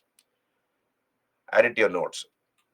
So what you can do is, if you tell the Xerox person, if you go to the photocopy center, he can, in one A4 size sheet of paper, four PPTs can be put. In one A4 size, four PPTs, and whatever PPTs are there with you, that can be fitted. Now, when you're reading your textbook and you find something important, you can add that accordingly under the various headings, wherever, or you can put an extra paper and add it. You don't need to make fresh notes because already 80-90% of the material is there with you. It has been shared with you. You just add something important which you find in your textbook reading, you add it to your notes. That should be enough. Okay, you can save a lot of time. Ultimately, it all depends how much time you have, Ankush. If you're writing after 3 years, then you have a lot of time. But then again, don't waste your time. A lot of things to read up. Okay, we'll come back here. So this is about Acharya Nagarjuna, who was the contemporary of Yagna Sri Shatakarni. Remember that. Then Pulamavi the fourth. Pulamavi the fourth was the last king of the dynasty. And on the ruins of the Shatavahanas, once the Shatavahanas became weak, we have these dynasties who came into existence, ruling over parts of Andhra, Maharashtra, Karnataka. Ikshvakus ruled over present-day Telangana, Andhra, Ikshvakus. Then the Abhiras ruled over Maharashtra, and Chutus ruled over parts of Karnataka. So Ikshvakus, Abhiras, and Chutus. Then Shatavahana administration, they followed the Mauryan administrative system. They were, after all, feudatories under the Mauryas, as we all know. King was assisted by a council of ministers. The kingdom was divided like this. As you can see on your screen, you have the kingdom divided into provinces called Janapada. Then you have a district or Ahara, like the Mauryan district was called Ahara. The same was copied by the Shatavahanas. So Mauryan Empire was also divided into provinces. So their empire was also divided into provinces. And then you have a village. In a province, you have a prince or a Yuvaraja or the king's relatives called Kumara. Slight changes, right? Like in the Mauryas, the prince was called Kumara, and some member of the royal family was called Aryaputra. So Kumara or Aryaputra. Here you have a prince who was called Yuvaraja, or king's relatives were called Kumara. Then the district was under Amatya or an Amacha, and village was under a headman, Gaulmika. And Gaulmika, the village headman, was also the head of a military contingent, military regiment. A small military regiment he had, consisting of 9 horses, 9 elephants, 9 chariots, and 25 horses, and 45 foot soldiers. Then we have a number of feudatories under the Shatavahana kings, a number of feudatories like Maharathi, Mahabhoja, Senapati. Maharathis had the power of granting villages. As I told you, they could also marry into princely families, royal families. So they had marital relations with the royal families. Nigama, towns and cities were administered by town councils called Nigama Sabhas. So towns and cities were administered by councils called Nigama Sabhas, consisting of rich merchants. It was a patriarchal society. We have seen that a patriarchal, patrilineal society, though kings were named after their mothers. It doesn't suggest a matriarchal system or a matrilineal system. It was very much patriarchal. We have kings named after their mothers, metronymic, I've already told you, from particularly from the time of Gautami Putta Shatakarni. Kings began to be named after their mothers. Varna system was practiced. Intercaste marriages were not allowed. Then rich people used to travel in palanquins called civica. Economy, of course, you have paddy transplantation, well known. It was well known. They cultivated a lot of paddy in the Krishna Godavari Delta. Even now, it's called the rice bowl of the south. And a lot of information about trade is given by these books. Periplus of the Erythraean Sea, natural history, Pliny's natural history, Ptolemy's geography. They give us a lot of information. Shatavahanas controlled the Dakshinapatha trade route, the trade route towards South India. They also traded with Rome. Important ports were these: Bharuch and Sopara. They are in Bharuch is in Gujarat and Sopara is in Maharashtra. So Bharuch or Broch as it is called now, and Sopara in Maharashtra. Important textile centers were, of course, Machilipatnam, Python. So Pythani saris, are even now famous. Um, Pythani saris, made famous by Ahilya Bai Holkar. Ahilya Bai Holkar was the one who made it popular. Um, so Python was a textile center, including Machilipatnam. Muslin cloth was produced at Machilipatnam. Um, then exports. What are the exports of the Shatavahanas? So they exported spices, cotton textiles, spices, sandalwood, muslin or cotton textiles. Then important trading centers. They're all found in present-day Maharashtra. Most of them trading centers like Python, Karle, Kanheri, Junnar, Bharuch in Gujarat, Sopara in Maharashtra, Nasik, Kalyan, Dhanyakataka, Banavasi in Karnataka, Bhatkal in Karnataka. Then Shrenis, that is, what is a Shreni? Merchant guilds. So merchant guilds played a very important role. The head of a merchant guild was called a Shreshti. So I've given you some important merchant guilds like the Danik Shreni, Association of Grocery Merchants. So Shreni is where played an important role. Shreni is where merchant guilds. So what's a guild or a Shreni? Association of merchants. Association of merchants, generally dealing with the same commodity. Association of merchants, generally dealing with the same commodity. This is called a Shreni. The head of a Shreni was a Shreshti. So Shreshti was the head of a Shreni. And we have professional Shrenis also called Nikaya. And the wealth kept with them was called Akshaya Nidhi. So they made their own rules. That's called Shreni Dharma. Shreni Dharma was the law made by the Shrenis. So every member of the Shreni had to adhere to that rule or law which they have made for themselves. So Shreni Dharma. Shreni Bala was the militia which the Shrenis had. Shreni Bala. So the ultimate authority was the king. So these Shrenis, whenever if there were any differences amongst the members of the Shreni, they would approach the king. Otherwise, they would sort it out amongst themselves, right? Then, of course, we have the Shatavahanas issuing a number of coins. They issued double die-struck coins. Two times it had been punched on top of each other. So there's a lot of clarity in the coins. Whatever have been embossed on those coins. They issued different types of coins, various denominations: gold, silver, copper, potin, lead. So various coins of various shapes they issued, right? Regarding art and architecture, they built a number of stupas, viharas, chaityas. They are all found in present day Maharashtra and Andhra Pradesh, and of course parts of Karnataka. And their stupas are found here: Amaravati, Nagarjunakonda. Mural paintings of theirs are found at Amaravati and a few caves at Ajanta. So this is about the Shatavahanas. Yeah, foot soldiers means infantry, obviously. Foot soldiers, Ankush, means infantry. So this is about the Shatavahanas. Any doubts here? Shatavahanas.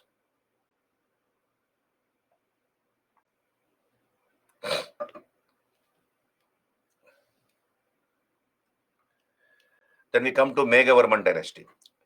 Any doubts? Can I move on? Any clarifications required? All clear? All clear. Very good. Now we'll come back. Meghavarman dynasty or the Chedi dynasty. Meghavarman or Chedi dynasty, which ruled present-day Kalinga. It ruled Orissa or Kalinga. So Kalinga becomes independent after the decline of the Mauryas, after the end of the Mauryan rule. And Kalinga was ruled by a king called Kharavela. He was a Jain king. And we have the Hathi Gufa inscription in the Udayagiri, in the Udayagiri hills near Bhubaneswar, Orissa. We have a hill called Udayagiri Hill. So on top of that hill, there is a cave, and we have an inscription found in that cave that is called Hathi Gufa cave inscription. So you can see here, this is the Hathi Gufa. Hathi, as you all know, is elephant. Hathi is elephant. Gufa is a cave. So it's called elephant cave inscription. Elephant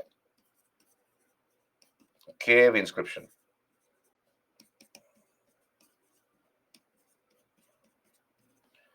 Hathi Gufa inscription. Elephant cave inscription. You can see the inscription here. I put the picture of the inscription. This is supposed to be the Hathi Gufa inscription. Now, on this inscription, we have the military achievements of a king called Kharavela, who ruled present-day Orissa or Kalinga.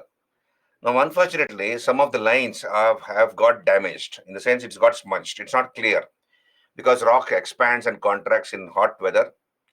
In winter it contracts, in summer it expands.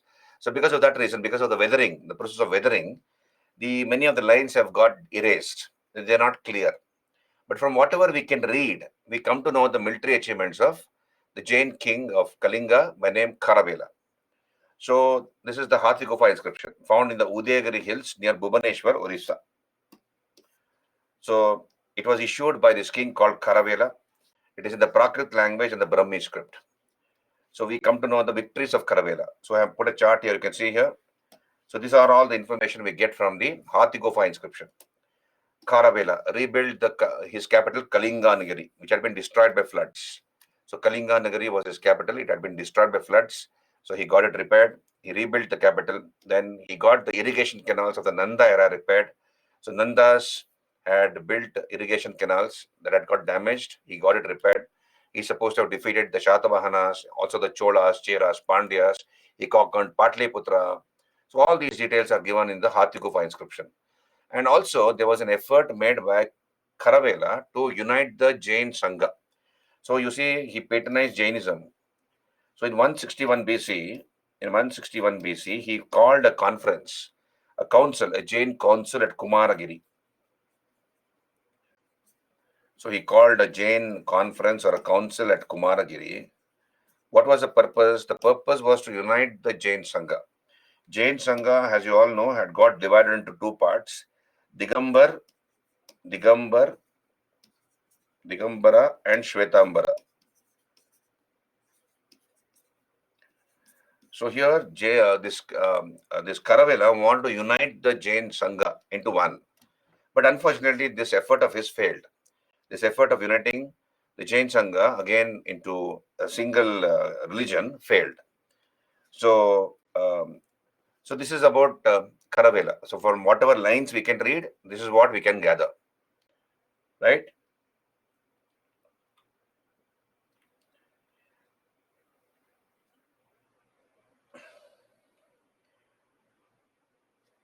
So you go through the Divya Agni, all the name. See, I have you not given all the names. Whatever is relevant from the exam point of view, I have given. Now, when you read your textbook and you find something important which I might have overlooked, you please add it to your notes or underline in the textbook and revise it.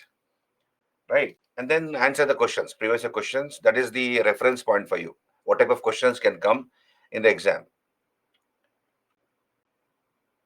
Kumaragiri, Puja. Kumaragiri, one of the hills in Orissa. So he called a conference there at Kumaragiri in 161 BC to unite the Jain Sangha, but unfortunately it failed. So this is the empire of Kharavela, supposedly the empire of Kharavela of Orissa. Okay. Then let us talk about the trade during this period. India had flourishing trade with various parts of the world. On your screen, you can see here, these are the trade routes. On your screen, look at this map here. So you have this arrow mark in green color. You see, arrow mark. So here, this is the monsoon trade winds. So monsoon trade winds, they blow towards India in the monsoon season. It brings huge amount of rain to this country. And unfortunately, many parts of India are under drought this year. Not much rainfall has happened. So we are all suffering. So this is a country which is heavily dependent on monsoon. And hopefully, we should have good rains this year, according to the Met Department. So this mechanism of the monsoon was discovered, or rather noticed, by an Egyptian Greek sailor called Hippalus. So Hippalus, an Egyptian Greek sailor in 46 AD, noticed that winds are blowing towards India in a southwesterly direction, and they bring rain to this country. So once this was noticed and confirmed by him, because every year it happens without fail, you have ships coming to India in the monsoon season. And they came for what? They came for spices. Understand this? They came for spices and cotton textiles. So India was famous for spices and cotton textiles.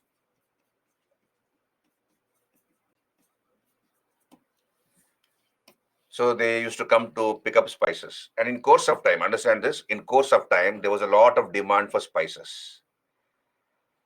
Pepper, ginger, cardamom, nutmeg, cloves, cinnamon, etc. And India could not alone meet this demand. So much of demand for spices from India that India could not meet this demand alone. So what did our traders do? What did the Indian spice merchants do? They accepted the orders from the Europeans. They told the Europeans, we will give you the spices, just hold on. They took the order, and quietly our traders, understand this. The Indians are not ordinary people. We are brilliant fellows from the beginning. So we quietly came to Indonesia. Our traders came to Indonesia. So they came to Indonesia, right? They came to Indonesia. And Indonesia has more spices than India. Our traders knew about this.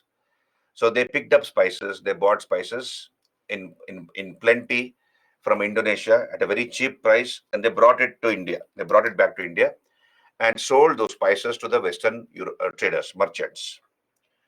They did not tell the Europeans, you go to Indonesia, you'll get much more cheaper spices. They did not do that. Otherwise, they'll lose business. They took the order from the Europeans, came to Indonesia, bought those spices, and then went back to our country and sold those spices at a very huge profit to the Europeans. Now, since Indonesia, this area um, allowed Indian spice merchants to earn a lot of profit. This area, Indonesia, has been called Suvarna Bhumi. In our ancient Indian literature, Indonesia has been called what? Suvarna Bhumi. Suvarna Bhumi. Or Suvarna Dvipa. Suvarna Dvipa. That is Golden Islands. We have called this area in our ancient Indian literature as Golden Islands. And as you can see, the trade routes, the red color lines, India had flourishing trade with West Africa, West Asia, including the Roman Empire. So India had trade with West Africa, West Asia, these areas, and also the Roman Empire. Then via the Bay of Bengal with Burma, then with Indonesia, Malaya, and also with China. And then, of course, with Sri Lanka, Maldives, Lakshadweep, etc. So India had a very flourishing trade, and India was exporting more than importing. So more gold and silver coins were flowing into India. That is called favorable balance of trade. So here, the period 200 BC to 300 AD, is called the Mercantile Age of India. It's called the Mercantile Age of India. And India had trade with various parts of the world, with China, with Iran, Southeast Asian countries, Roman Empire.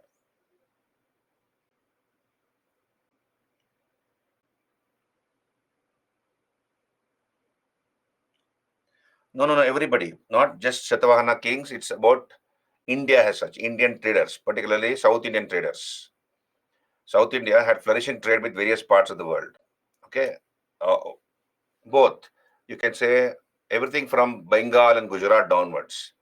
All those kings and traders from who were on the coast of India, west coast and east coast, not just the Shatavahanas. So, what about the trade with China? So, we come to know about trade with China through Ptolemy's geography. So, we have this book called Geography, written by Ptolemy.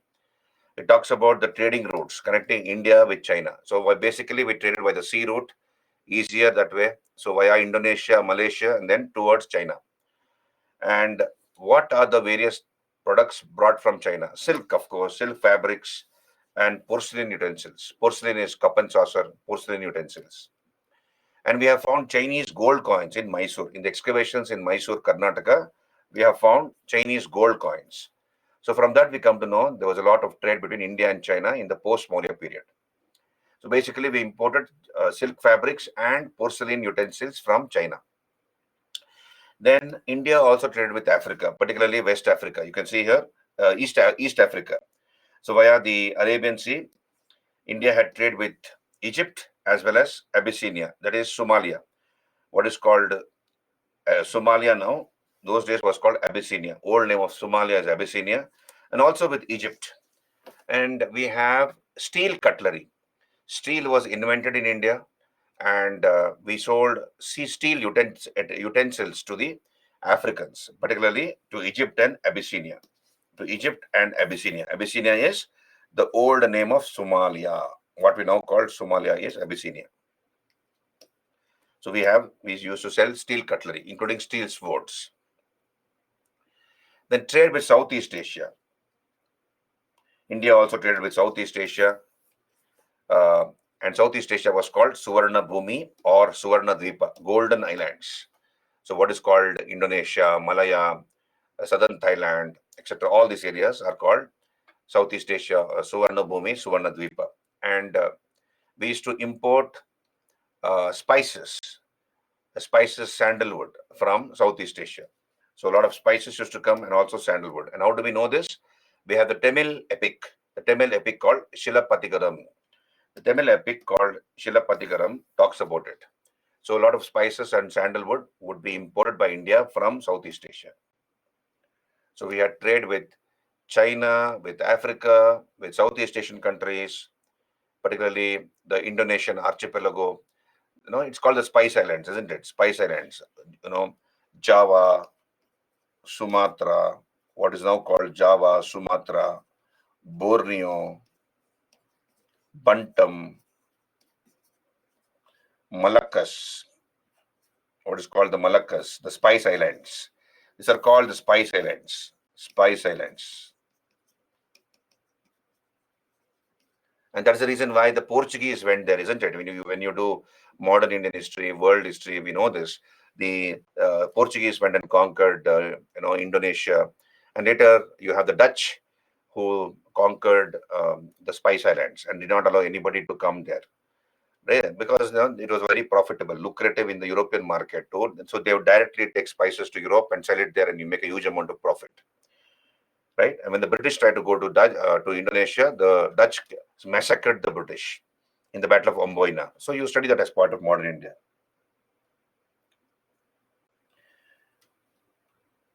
Okay, fine. So then we come back here into Roman trade. All clear till here? Are you there with me?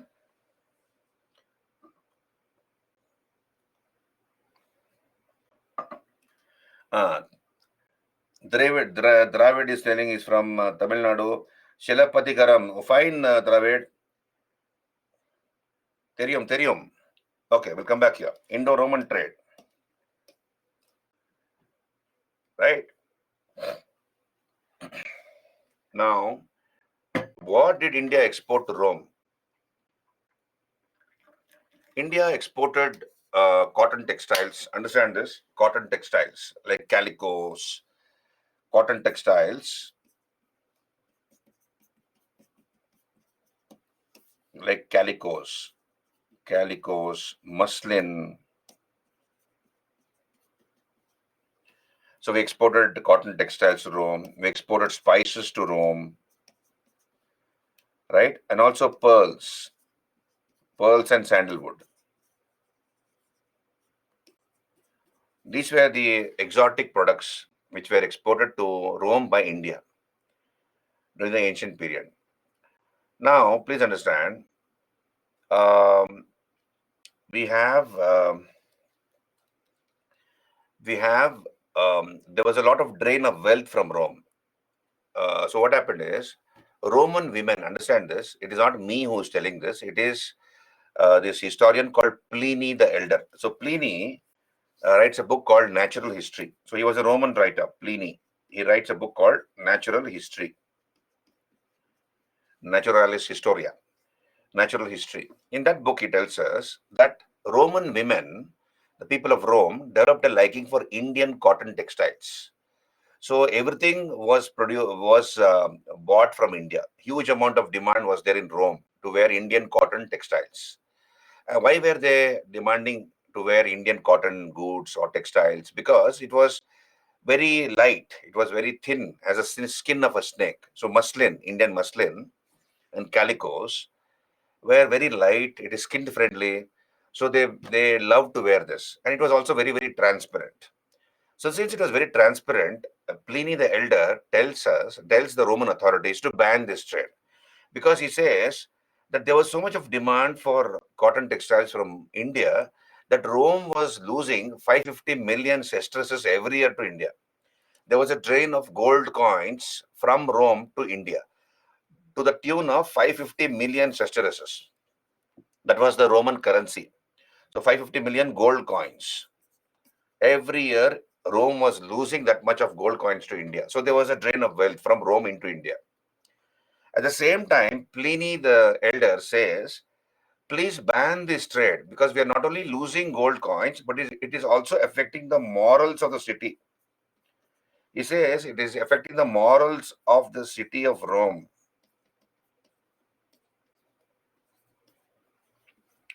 Now, what is the meaning of this? How is it affecting the morals of the city of Rome?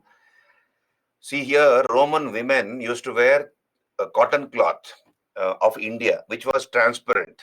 And they'll wear the transparent cotton cloth and roam around the streets of Rome. And young boys, like you fellows, they will be staring at the women because it is transparent. So here, so Pliny the Elder is telling it is affecting the morals of the city of Rome. Our boys are getting spoiled because of that reason. So you ban this trade. Did you understand? That's what Pliny the Elder says, not me. So don't take me wrong. This is what Pliny the Elder says. So this is really, this is true. It is there in the history textbooks. You read it, right? Then, okay. Then here we have this book called Periplus of the Erythraeans. Get serious now. Come back here. Get serious. Now we have a book called Periplus of the Erythraean Sea. That is the full name of this book. Who wrote this book? We don't know. Who wrote this book called Periplus of the Erythraean Sea? We don't know. In short, it is called Periplus. Periplus. So this is an anonymous sailor from Alexandria in Egypt. So we have a port called Alexandria. It was established by Alexander the Great. He established a number of Alexandrias. He established a number of cities after his name. One was in Sindh called Alexandria. Another was in Egypt called Alexandria. So there was an anonymous sailor, a nameless sailor of Alexandria in Egypt. He, in his book called Periplus, gives us the list of ports of India, both on the west coast of India and on the east coast of India. So what are the important ports on the west and the east coast of India? On your screen, you see here, I put a map for our convenience. So we have the old names, which the Roman and Greek sailors knew these ports. They knew these ports by that name. And historians have tried to find out the modern name, the modern equivalent names of these ports. So that's what you need to remember from the exam point of view on your screen. Barigasa. You see, Barigasa. So Periplus in that book written by this anonymous sailor. In this book called Periplus, we have a name of a port called Barigasa. So historians say this is nothing but Bharuch in Gujarat. What is called Broch in Gujarat. So Bharuch, you see, Barigasa, Boroch. This is Barigasa, Broch. Then Kalyana. So this is Kalyan in Maharashtra, Bombay. In Bombay, we have Kalyan. So Kalyana. So this is Kalyana. You see Kalyana. Did you get me? Kalyana. Then Supara. Supara or Sopara in Maharashtra. Supara, you see Supara. You can see it, Supara. Supara in Maharashtra. Then Tindis. Tindis is identified with Calicut in Kerala. So Tindis, you see here Tindis. This is Tindis. Calicut was called Tindis in Periplus. Then Musuris. Musuris is Cranganore. Musuris or Cranganore near Cochin, Kerala. A settlement of Roman traders was discovered here. So a settlement of Roman traders used to stay at Musuris near Cranganore near Cochin in Kerala. Poduka, that is Arikamedu near Pondicherry. What is called Pondicherry or Puducherry now was called Poduka or Arikamedu near Pondicherry. Again, a Roman settlement has been found here. So where is Poduka? You can see here Poduka. This is Poduka. Okay. Then Masula, that is Machilipatnam in Andhra Pradesh. Masula, you see Masula, Masalia, Masula or Machilipatnam. Then Gang, Tamralipti, that is Bengal. Gang, Tamralipti in Bengal. So these are all the important ports mentioned in the book called Periplus, written by an anonymous sailor from Alexandria in Egypt. Are you there with me? So remember the names of these old names of ports and the equivalent modern names. Then what is the reason for the flourishing foreign trade in the early centuries of the Christian era? So what was the reason for the enormous foreign trade which India had? One is the monsoon mechanism. We have seen this. The mechanism of the monsoon was discovered by Hippalus. And once this was discovered, in the monsoon season, a number of foreigners preferred to come to India because it was easy to sail. They just have to adjust their sails, the sails of the ships. The wind gets trapped in those sails and it will push the ship. They just have to maneuver and come to India. So it was easier to sail towards India in the monsoon season. And then in the retreating monsoon season, when the monsoon winds reversed, we have the retreating monsoon season, they would go back to their countries. We're taking a lot of goods from India. So this is one reason. Second is, of course, the diversion of the Silk Route to India. Understand this? The Silk Route used to pass through northwest portions of India. It began from China and it traversed to Central Asia, and also it went through parts of northwest India onwards towards Europe, isn't it? There was a lot of intertribal warfare going on in Central Asia. So a number of tribes were fighting wars, battles. So it was not a safe place to uh, carry the goods because of the volatile political conditions in that area. So therefore, the goods brought from China, like porcelain, silk, all these were diverted towards the northeast portions of India. So the Silk Route would be diverted to the northeast India. Then overland, they'll carry it to the western seaports like Gujarat and Maharashtra seaports, and then they will export it to India. You see here on your screen. So here we have the Silk Route. You see, Silk Route is passing like this. Silk Route is passing like this. There was a lot of wars going on here. Therefore, it was not safe to carry the goods. So what they would do is they will divert you see here, the Silk Route has been diverted to the northeast portions of India. Then they will carry the goods via land. Over land, they'll carry it to the western seaports. And from the ports of Maharashtra, Gujarat, they will export it to Rome. So India benefited from this transit trade. This was a transit trade. India benefited from this transit trade because the Silk Road was diverted to the northeast parts of India, and overland they will take all the goods like this to the western seaports and then export it to Rome from the western seaports of India. Did you understand? Hello, did you understand? The explanation is here. Clear? Can you raise your hands? So, what are the various goods exported to Rome? Sandalwood, textiles, and spices. These are the main exports to Rome from India. Okay, right. So, we'll take a break here. It is 7 o'clock. We'll take a 15 minutes break and come back. Fine? And continue from earliest conditions. So, it's a big chapter. This post-Maurya period is a big chapter. 15 minutes break you take and come back.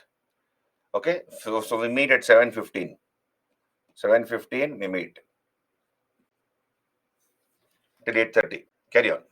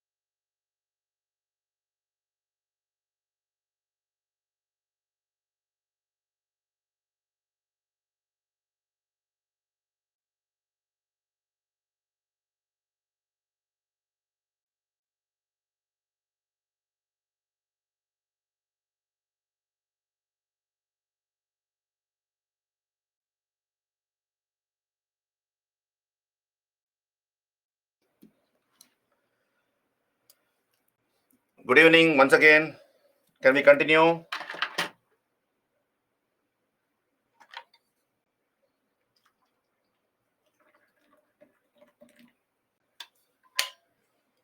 Right.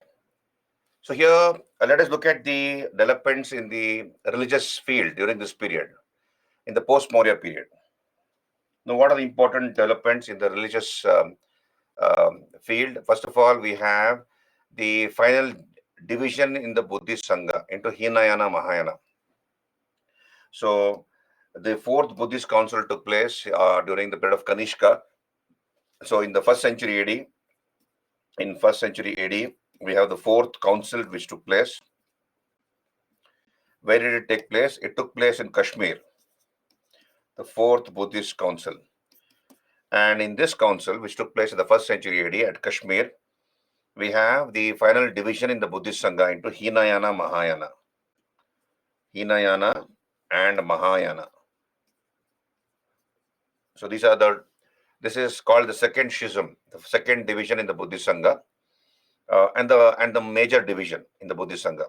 So Buddhist Sangha got divided into Hinayana and Mahayana. What is the difference between Hinayana, Mahayana, etc.? We will talk about it when I do Buddhism as part of art and culture. So this is the first development. Secondly, Vedic religion was revived during this period. In the post-Maurya period, the Shungas, the Kanvas, the Shatavahanas, they promoted the Vedic religion or the Brahminical religion. And again, you have rituals and sacrifices, which were given a lot of importance. The Mauryas, if you remember, did not patronize the Vedic religion. Chandragupta Maurya supported Jainism, Bindusar supported the Ajivika sect, and Ashoka supported Buddhism. So the Vedic religion had been neglected by the great Mauryas. But then in the post-Maurya period, we have Vedic religion again getting its support. You have the Sungas, Kanvas, and Shatavahanas patronizing the Vedic religion. This is number second development. Third is, of course, Bhagavatism emerging as a major religion. Bhagavatism is the worship of Krishna, Vasudeva Krishna. So Bhagavatism became very, very popular during this period, worship of Krishna, and many of the foreign tribes, particularly the Shungas, many of the foreign tribes took to the worship of Krishna. For example, the Bactrian Greeks, Heliodorus, the ambassador of the Indo-Bactrian king, converted himself to Bhagavata religion. So Bhagavatism becomes very, very popular, and the concept of bhakti comes into the fore. What is bhakti? That is unadulterated devotion to a particular chosen deity, pure devotion to a chosen god. That's called bhakti. So bhakti becomes very, very important from the post-Maurya period onwards. As part of Bhagavatism, it becomes very, very popular. And also we have the Pancharatra cult. Pancharatra cult, which is part of Bhagavatism, that is the worship of Krishna and the four Yadava heroes. So when we worship Krishna and the four Yadava heroes, it is called Pancharatra cult. Literally, Pancharatra means 5 nights. Literally, Pancharatra means 5 nights.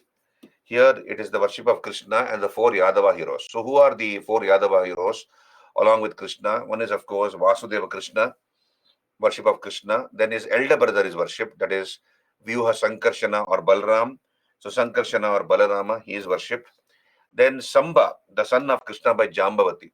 So, the child born to Krishna and Jambavati is Samba. So Samba is worshipped. Then Pradyumna, the son born to Krishna and Rukmini. So son born to Krishna and Rukmini is Pradyumna. He is worshipped. And Aniruddha, the grandson of Krishna, that is the son of Pradyumna. There, so when you worship all these 5 heroes, it is called Pancharatra cult. And of course, we have the earliest inscriptional evidence of worship of Krishna, that is the Besnagar pillar inscription issued by the Greek ambassador Heliodorus. It is located at Vidisha in present-day Madhya Pradesh. And many foreigners got attracted to the Bhagavata religion, as I told you. These are the important developments during this period in the religious field. Division in the Buddhist Sangha into Hinayana, Mahayana, that is called the final schism in the Buddhist Sangha. Then we have, Vedic religion being promoted by the Sungas, Kanvas, Shatavahanas. Then Bhagavatism becomes very, very popular. And also, as part of Bhagavatism, we have the Pancharatra cult. Clear? This is about developments in the religious field. Then we come to Sangam age. Can I move on? All clear? All till here, no doubts. Can I move on?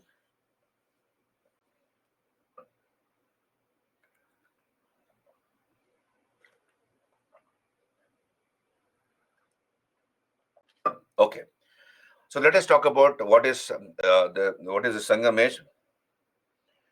No, the Deepshika, there will be no webinar today. I have purposely postponed the webinar because I did not find enough topics to cover in the webinar. So we have postponed it to May 2nd. That is, today is what? Today is 29th. So May 2nd, we will have a webinar. That is on Thursday. Thursday, we'll have a webinar at 8:30. Okay? So we'll come back here.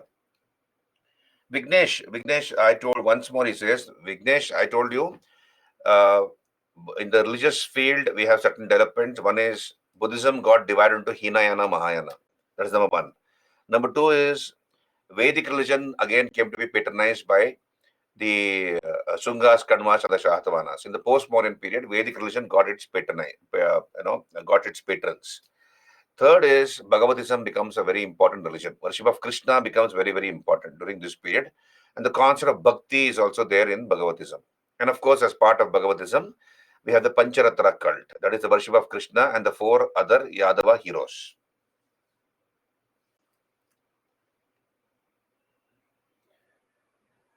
Okay? Priyanka. Yeah, it's there. Worship of Krishna and the four Yadava heroes. Okay? Right. Now let us talk about Sangam age. What is this Sangam age? What is megalithic culture? We'll talk about it. Okay. Now, first of all, we'll start with megalithic culture and then I'll come to Sangam age.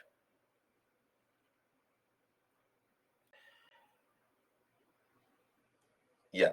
So here, what is megalithic culture? First of all, let us discuss about megalithic culture and then I'll come to Sangam age. Now, we have done as part of Stone Age, when I started the Ancient India chapter, we spoke about the Stone Age. The first chapter is called Stone Age, under which we discussed Paleolithic Age, Mesolithic Age, Neolithic Age, and Chalcolithic Age. Now, what is megalithic culture? What is megalithic culture? Understand this very simple topic, easy topic. Megalithic culture. Now, what is mega? Big, isn't it? Large. Mega means large. And lithic is stone. So, mega is large. Mega means large. Lithic is stone. So, this is large Stone Age culture. Large Stone Age culture. Now, Shruti, just focus on the class. You don't worry about the webinar. It is going to come only on Thursday. So why are you worried about art and culture webinar? You focus on the class, whatever I'm doing now. Don't distract yourself. So it will be on the dashboard whenever it is going to be there. It will be there. Don't worry about it. You focus on the class. We'll come back here. So megalithic culture is what? Large Stone Age culture. Now, we have in South India, particularly in present day parts of Andhra, in what is called present day Andhra Pradesh, particularly Eastern Andhra, Tamil Nadu, Karnataka, Kerala, and also hilly areas of UP, hilly regions of Uttar Pradesh, and also Sri Lanka. Understand this? In all these areas, the dead were buried in a particular manner. Understand this? So let us say somebody died. So a pit was dug up. Understand this? A pit was dug up. The dead body was made to lie on its back. So imagine this is the dead body. And along with the dead body, which has been placed in a grave, we have some grave goods which were left. Grave goods, like pots. Okay, so let's say these are pots. These are pots.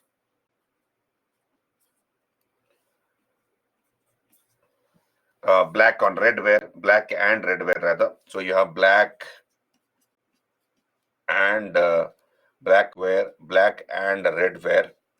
These pots have been painted either black or red. So black and red were pots. And along with these pots, we find weapons, iron weapons. Understand this? Iron weapons have been found. Basically, they are um, hunting weapons,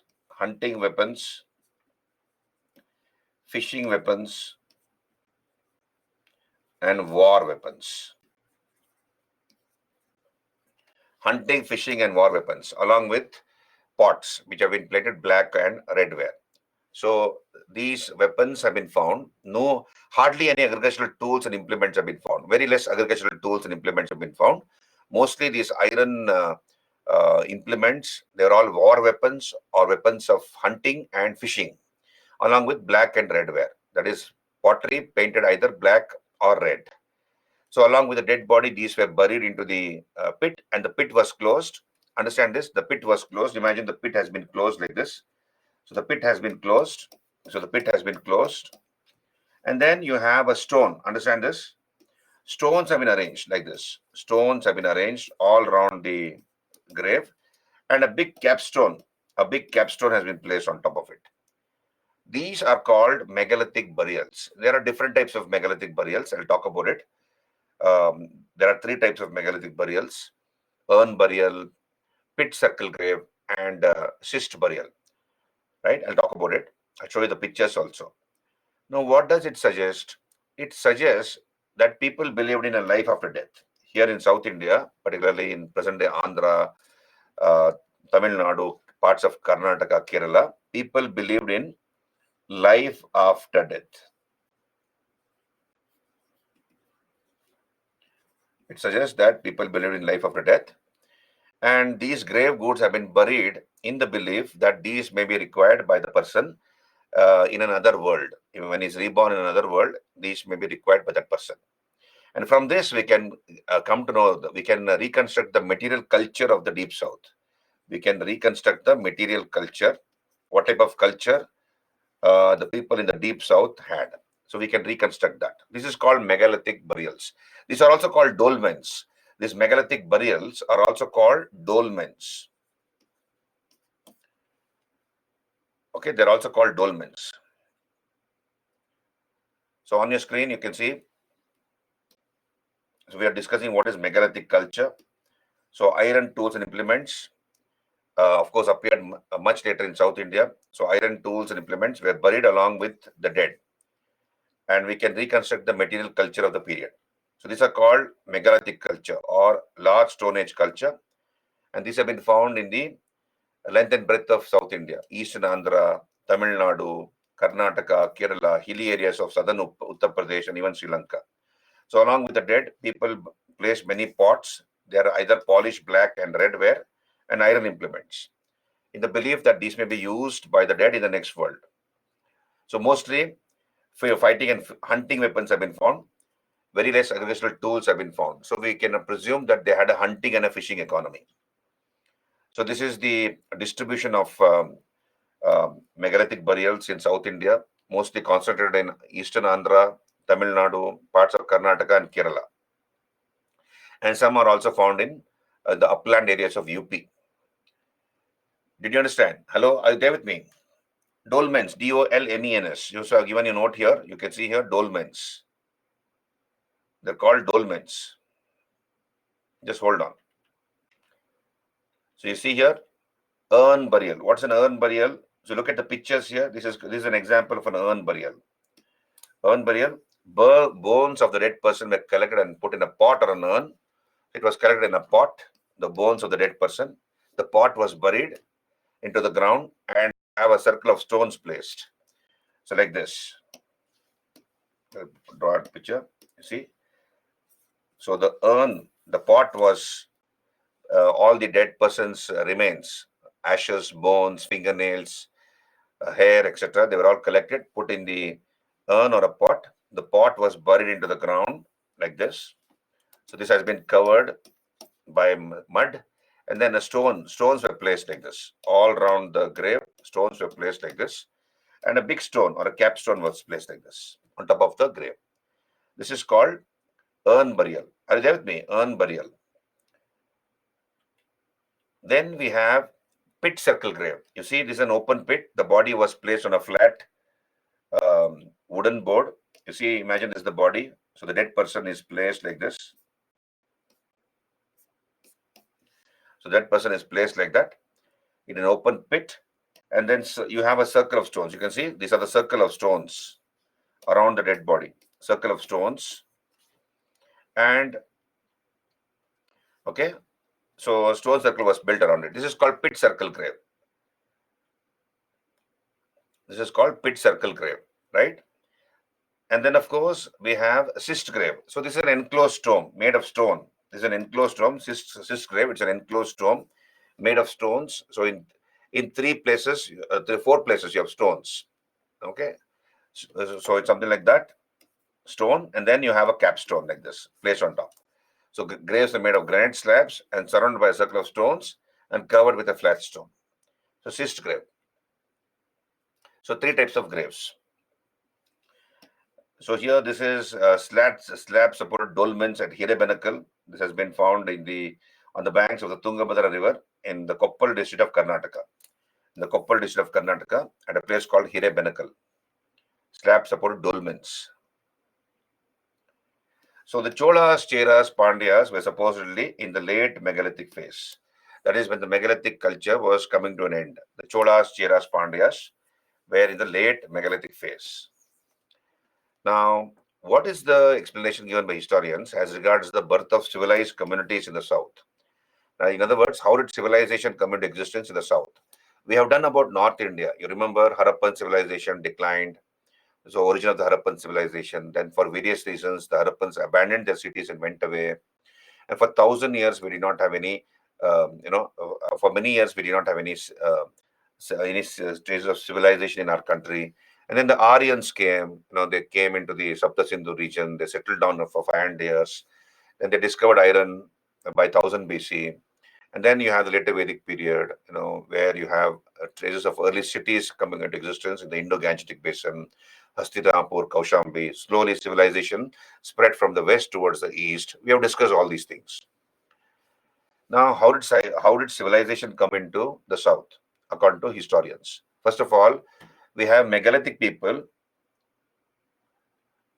No, audio is not clear. Rajesh is saying audio is not clear.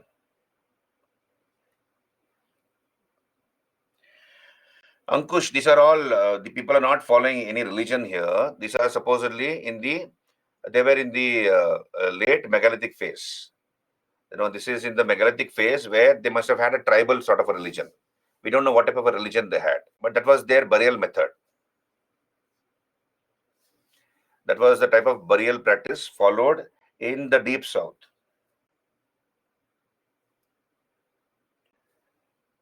Now, what type of a culture they had, material culture they had, that is, what type of a life they existed on a daily basis. So we come to know from these grave goods, we come to know what type of a culture they had, economy they had. Probably they had a hunting and a fishing economy because very less agricultural tools and implements have been found. So agriculture was not their main occupation. It was mostly a hunting and a fishing economy. If they were also engaging in agriculture, we would have found a lot of agricultural tools and implements made of iron buried in those graves. We don't find that. Mostly it is hunting and fishing, weapons which, apart from the weapons of war, which have been found.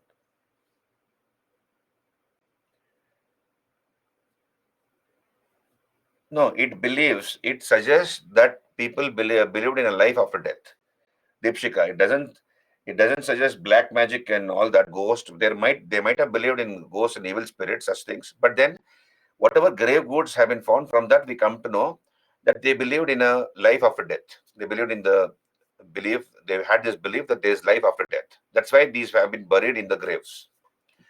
Now, how did civilization happen in the south? Basically, the explanation given is you have megalithic people who moved from upland river valleys to fertile river basins, upland areas to fertile river basins. So they were living in the mountainous areas, the hilly areas, the megalithic people. From there, they moved to or they migrated to fertile river basins.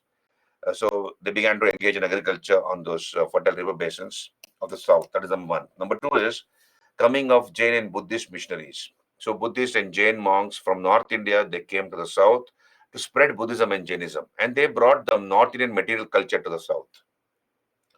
North India had a much more advanced civilization compared to the south.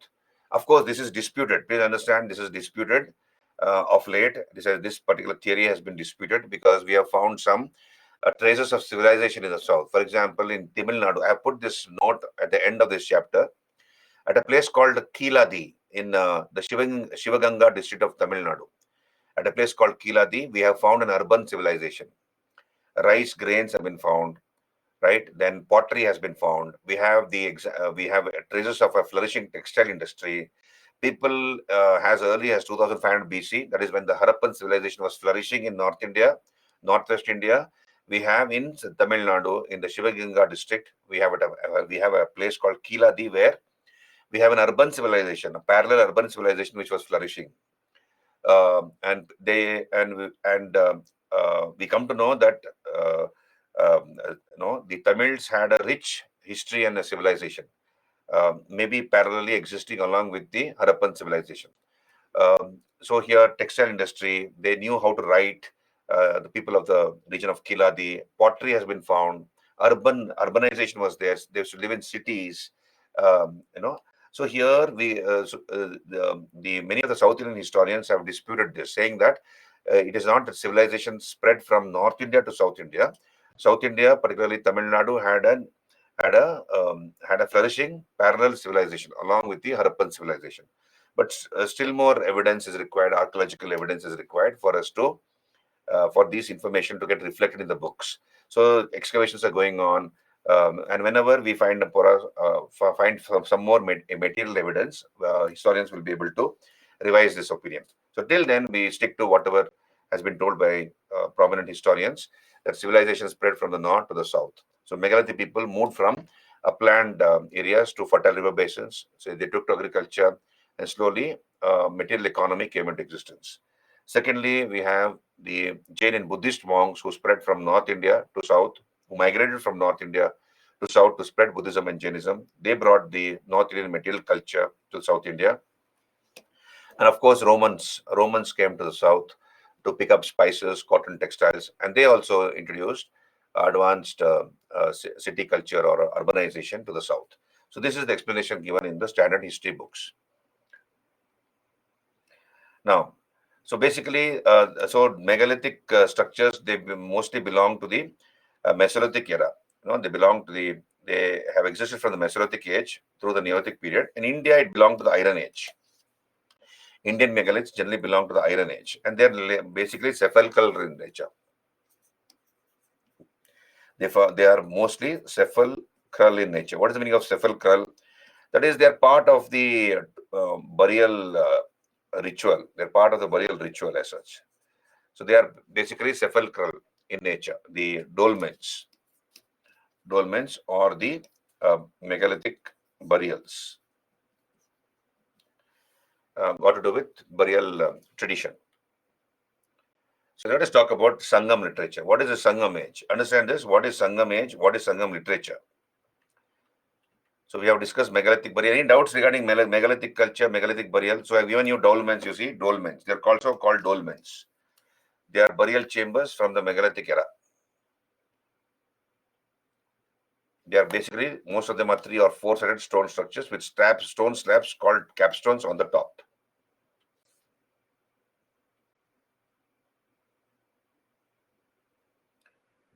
Okay, thank you.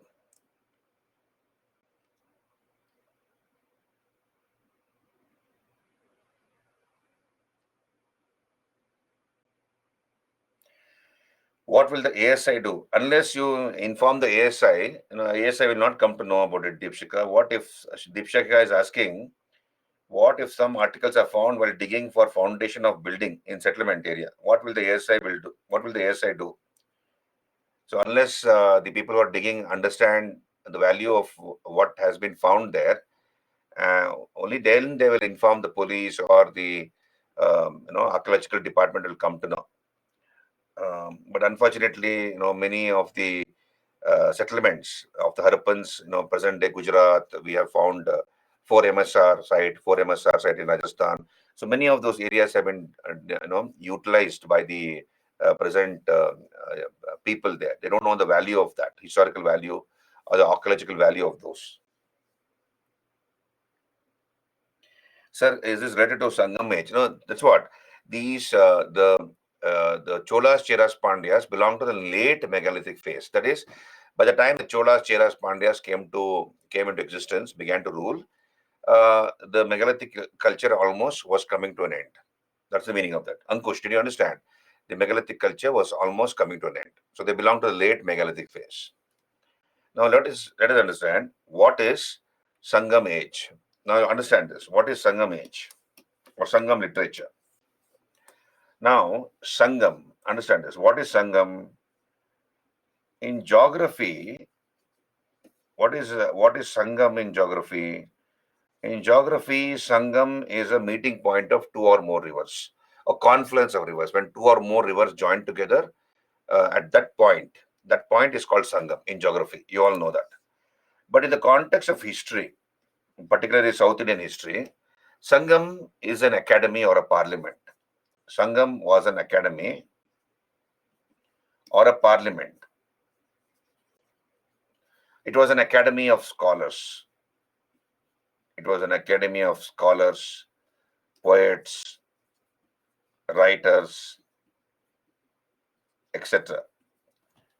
Now, this parliament or academy met at Madurai in the capital in the court of the Pandyan king. So we have the Pandyas who had their capital at Madurai. So Madurai was their capital. And in the Pandyan court, in the court of the Pandyan king, we have this academy which is supposed to have taken place. Traditionally, three parliaments or three sangams are supposed to have taken place. Traditionally, it is said that the first sangam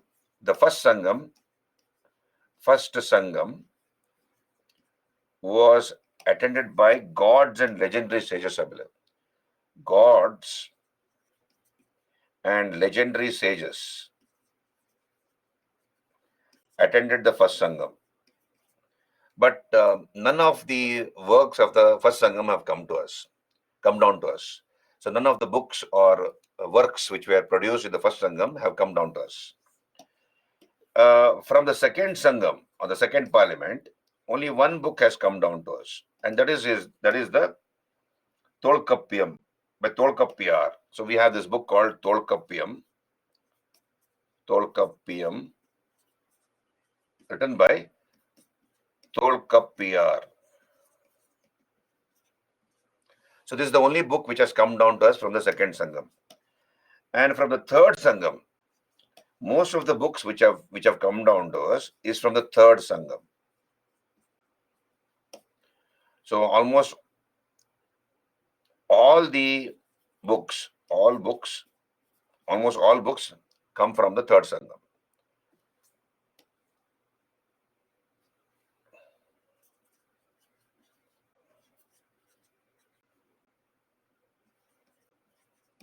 So almost all books come from here, from the third sangam. Now, did you understand? So sangam, nothing but a parliament or an academy which met at Madurai in the Pandyan kingdom's court, in the Pandyan king's court, and the body of literature which was developed by this academy of scholars, poets, writers, playwrights, etc., is called sangam literature. Generally, the sangam literature is divided into two sections. Understand this? It is divided into two sections. The sangam literature, two sections. One is agam, and the other is puram. Agam means love. Agam means love, dealing with emotions. So love, emotions, etc. And puram is war. Okay, so basically it is divided into two sections, agam and puram, or aham and puram. Now, the main theme, understand this, the main theme of the sangam literature, main theme of the sangam literature is wars between the three Tamil kingdoms. Wars between the Cholas, Cheras, and the Pandyas. The main theme is that. But then the Sangam literature also gives us information about the political, social, economic, and religious conditions of the Deep South. Main theme is wars between the Cholas, Cheras, Pandyas. These are the three Tamil kingdoms which existed in the Deep South.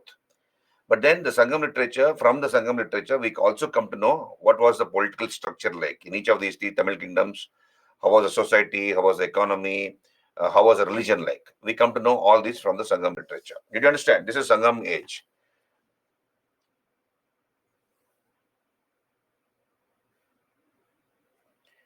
For various reasons, it could be for land. What was Gunjan?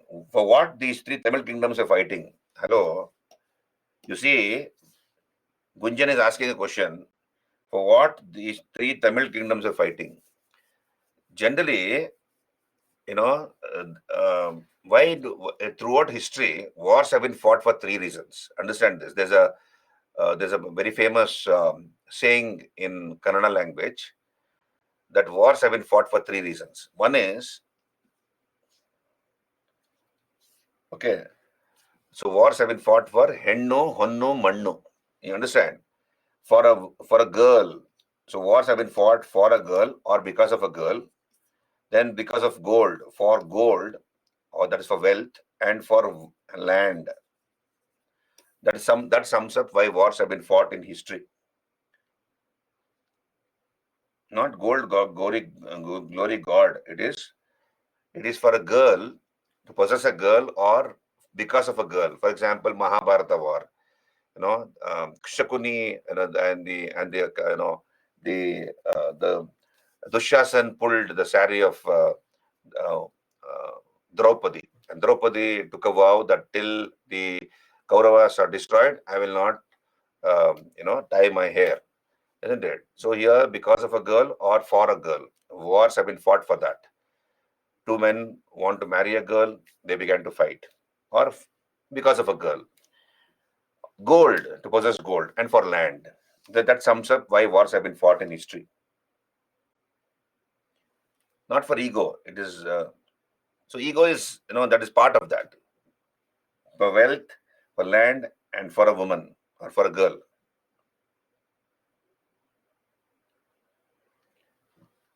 So that is inclusive, Bhimre. Ego is inclusive.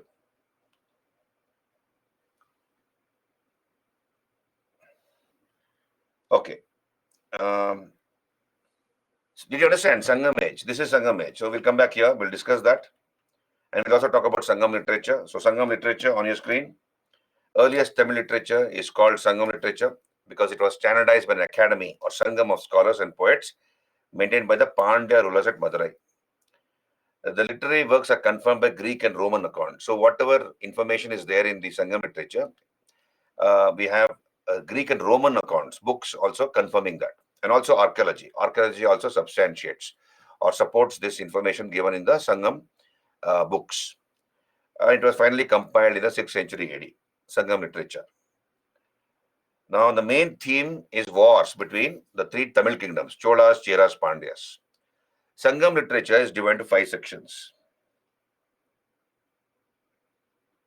Okay, so Sangam literature is divided into 5 sections. So early works, so Sangam literature is divided into 5 sections. So early books. Then we have 8 anthology. What's an anthology? Anthology is a collection of poems. Anthology is a collection of poems.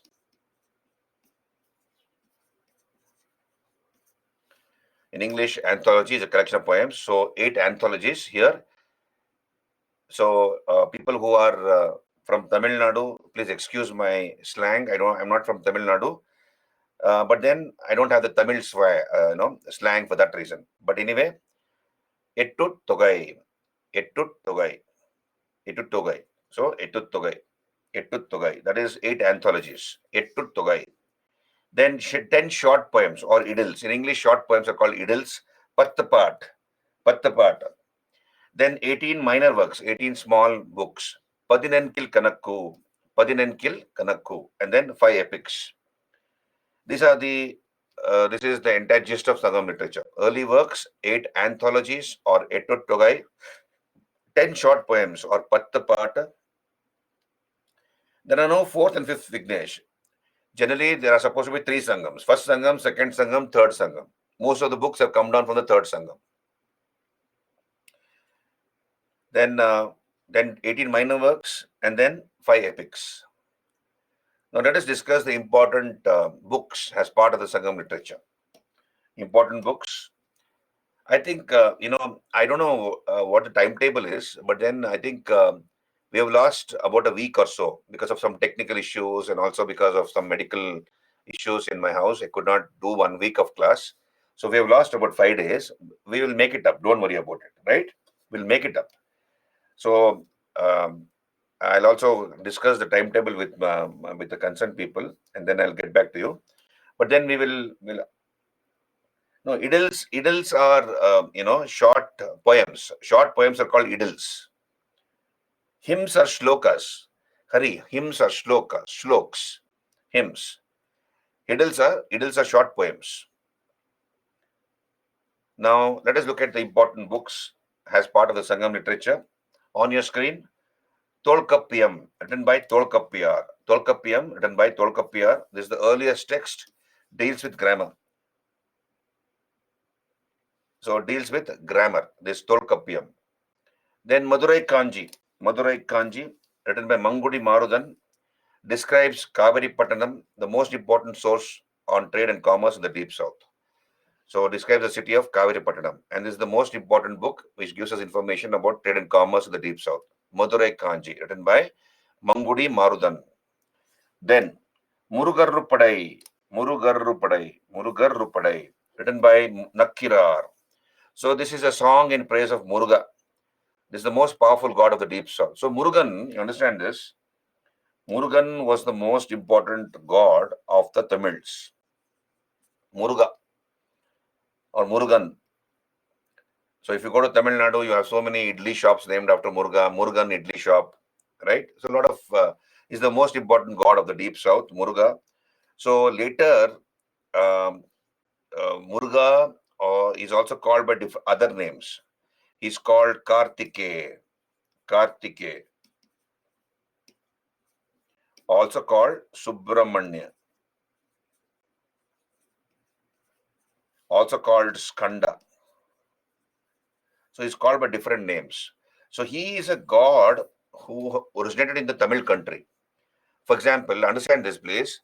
Muruga was the most important god of the deep south, of the Tamils.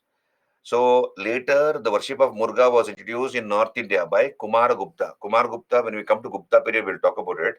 Kumaragupta was the Gupta king who built the Nalanda University. And worship of Kartikeya was introduced in North India by Kumaragupta. And Muruga is also called Kartikeya or Subramanya or Skanda. So he is the short-tempered son of Shiva and Parvati. He has a peacock as his mount. Yeah, Muruga is a Tamil god. So I don't know what you're talking about, Vignesh, Velpari dynasty. I don't know which dynasty you're talking about. But then we'll come back here. Muruga. Right. Similarly, we have this god from Kerala called Ayyappa. You remember Ayyappa? So Ayyappa is a god uh, where some tribes in Kerala used to worship Ayyappa. So some tribes of Kerala used to worship this god.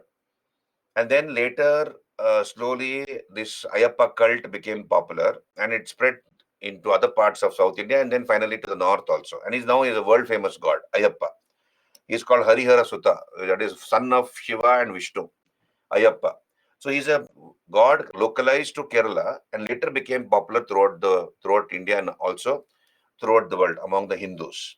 And every year there's an annual pilgrimage to the temple town of um, Shabarimala, which is where his main temple is located. Similarly, Muruga is a god of the Tamils, which was and he was worshipped by the Tamils, and then he became famous later.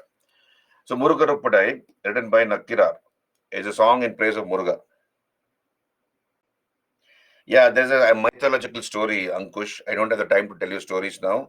Ayyappa is supposed to be the son born to Vishnu and Shiva. Harihara Sutta, because this is according to mythology. I'll not tell you the story, no time, not in the context. We'll come back here. You find the story, go on Google and find out the story, you'll get the story.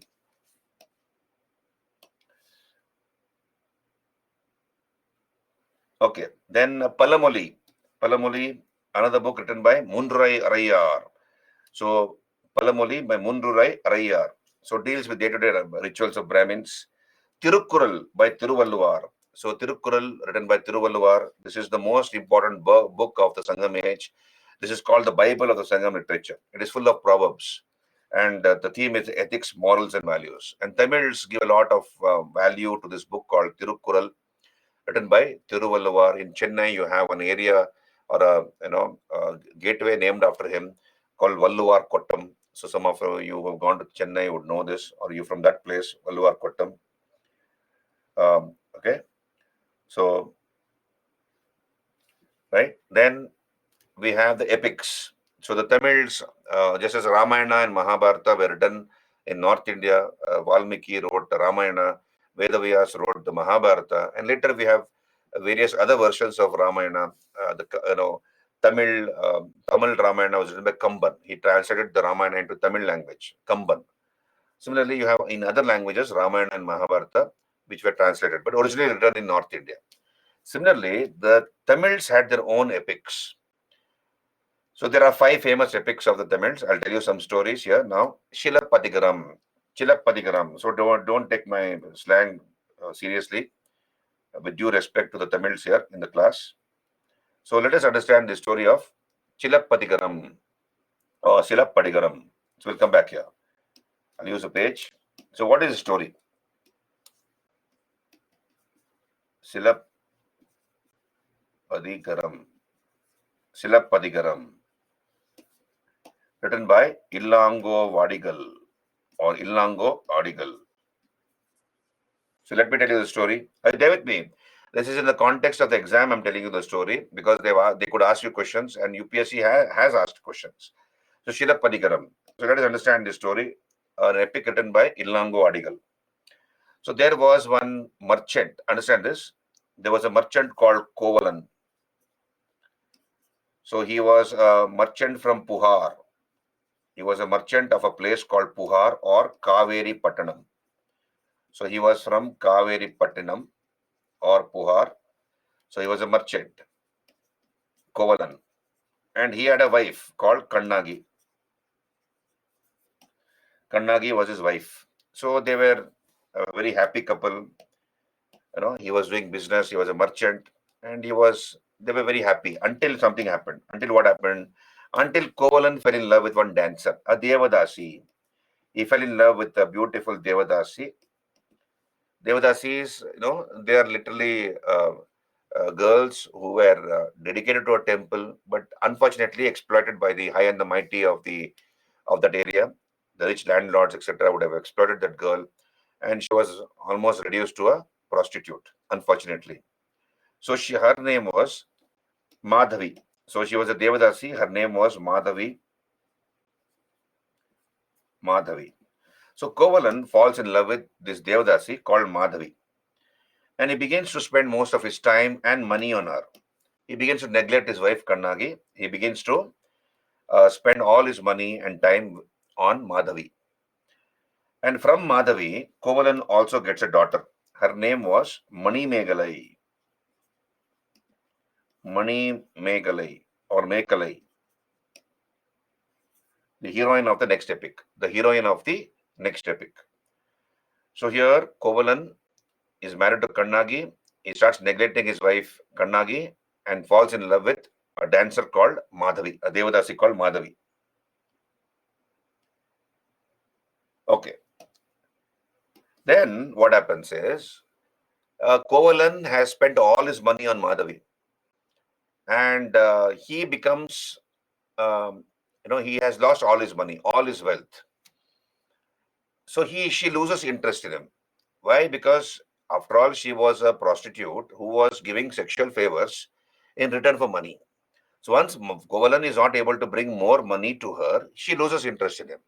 So she kicks him out from her life. So she kicks Kovalan out of her life, and Kovalan comes back to his wife, Kannagi, and tells his wife, Kannagi, darling, please forgive me. I have ill-treated you, neglected you, beaten you black and blue, but I'm very, very sorry for whatever mistakes I have made. Please forgive me, if possible. So Kannagi is the ideal Tamil wife, ideal Indian wife. So Kannagi, excuses her husband, Kovalan. She excuses her husband, and then she suggests, "Let us get away from Kaveri Pattanam. Let us go away from this place and start a life afresh in a new place." So they come to Madurai. The capital of the Pandyas. And who was the Pandyan king at that point in time? So his name was Aryapadai Kadanta Nedunjelian. Kadanta Nedunchelian. So he is the Pandyan king. So Madurai was the capital of the Pandyas. So they come to Madurai, the capital of the Pandyas, to start a new life. Now,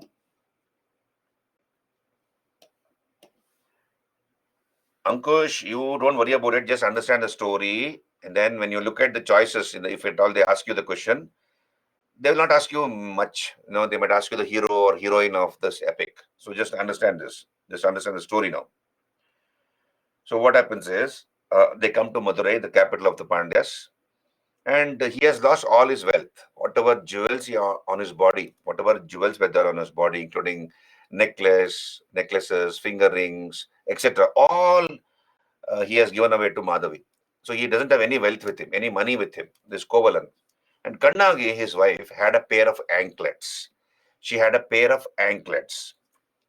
So what is the meaning of Shilapadigaram? The jeweled anklet. Shilapadigaram means the jeweled anklet. The jeweled anklet. So Kannagi has a pair of anklets, which her parents had given to her at the time of her marriage with this idiot. So I'm calling Kovalan an idiot. Okay, so she had a pair of anklets which had been given to her by her parents. So she takes out one of her anklets. She removes one of the anklets from her leg, gives it to her husband, Kovalan, and tells her husband, "You take this anklet and sell it in the market. You'll get a lot of money. You use some money to buy provisions, buy some paddy, rice, dal, etc., vegetables, etc. You buy all that and bring it home. I'll cook a nice meal, and then we'll have food together. We'll have lunch together." So this fellow takes one of the anklets of his wife, Kannagi, and he's gone to the market to sell the anklet. Okay, now he's trying to sell the anklet, and around this time, what would have happened is the Pandyan queen has lost her favorite anklet. The queen of Aryapadai Kadanta Nejunjalian has lost her favorite anklet in the palace. It is missing, and somebody probably has stolen that. So therefore, the queen is distraught. She's very, very angry that her anklets are missing. So a picture of her anklet has been made. A drawing of her anklet has been made, and it is distributed to the spies and the soldiers. And the king has instructed his spies to keep an eye on a potential thief who might be trying to sell the queen's anklet. So the spies have spread themselves in the market area, in the kingdom, etc., here and there. And this fellow, Kovalan, is trying to sell his wife's anklet. And one of the spies notices this anklet, which was there in the hand of Kovalan. And this anklet looks exactly like the queen's anklet. He has a copy of that queen's anklet in the paper, right? So he is arrested. Kovalan is arrested.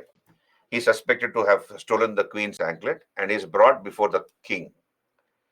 The king sees the anklet from a far distance, and he immediately gets very angry and he orders the execution of Kovalan. So Kovalan is immediately killed.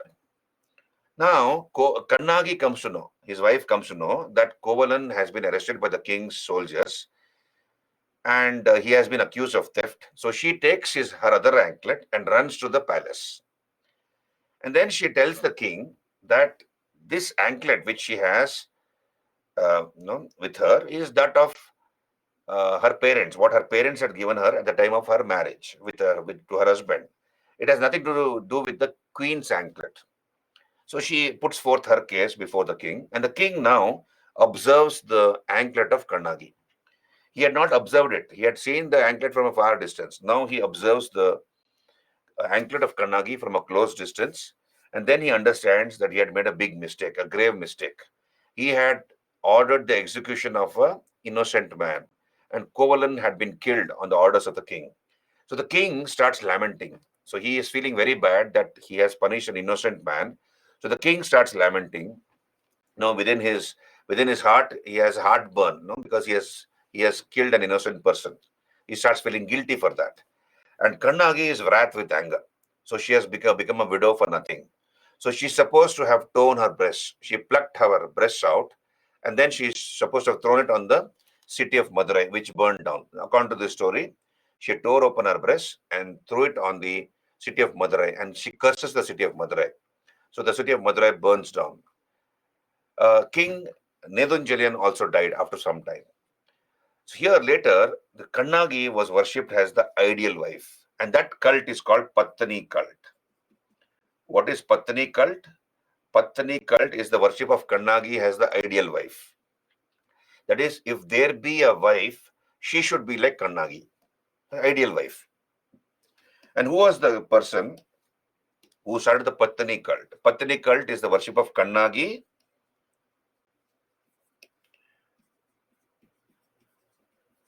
So worship of Kannagi as the ideal wife.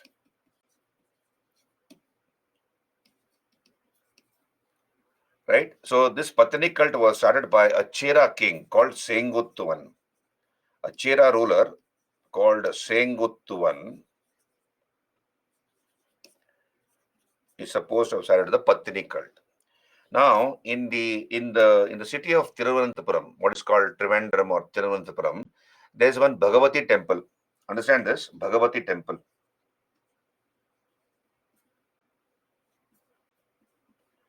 There's a Bhagavati temple in Trivandrum or Thiruvananthapuram, Kerala.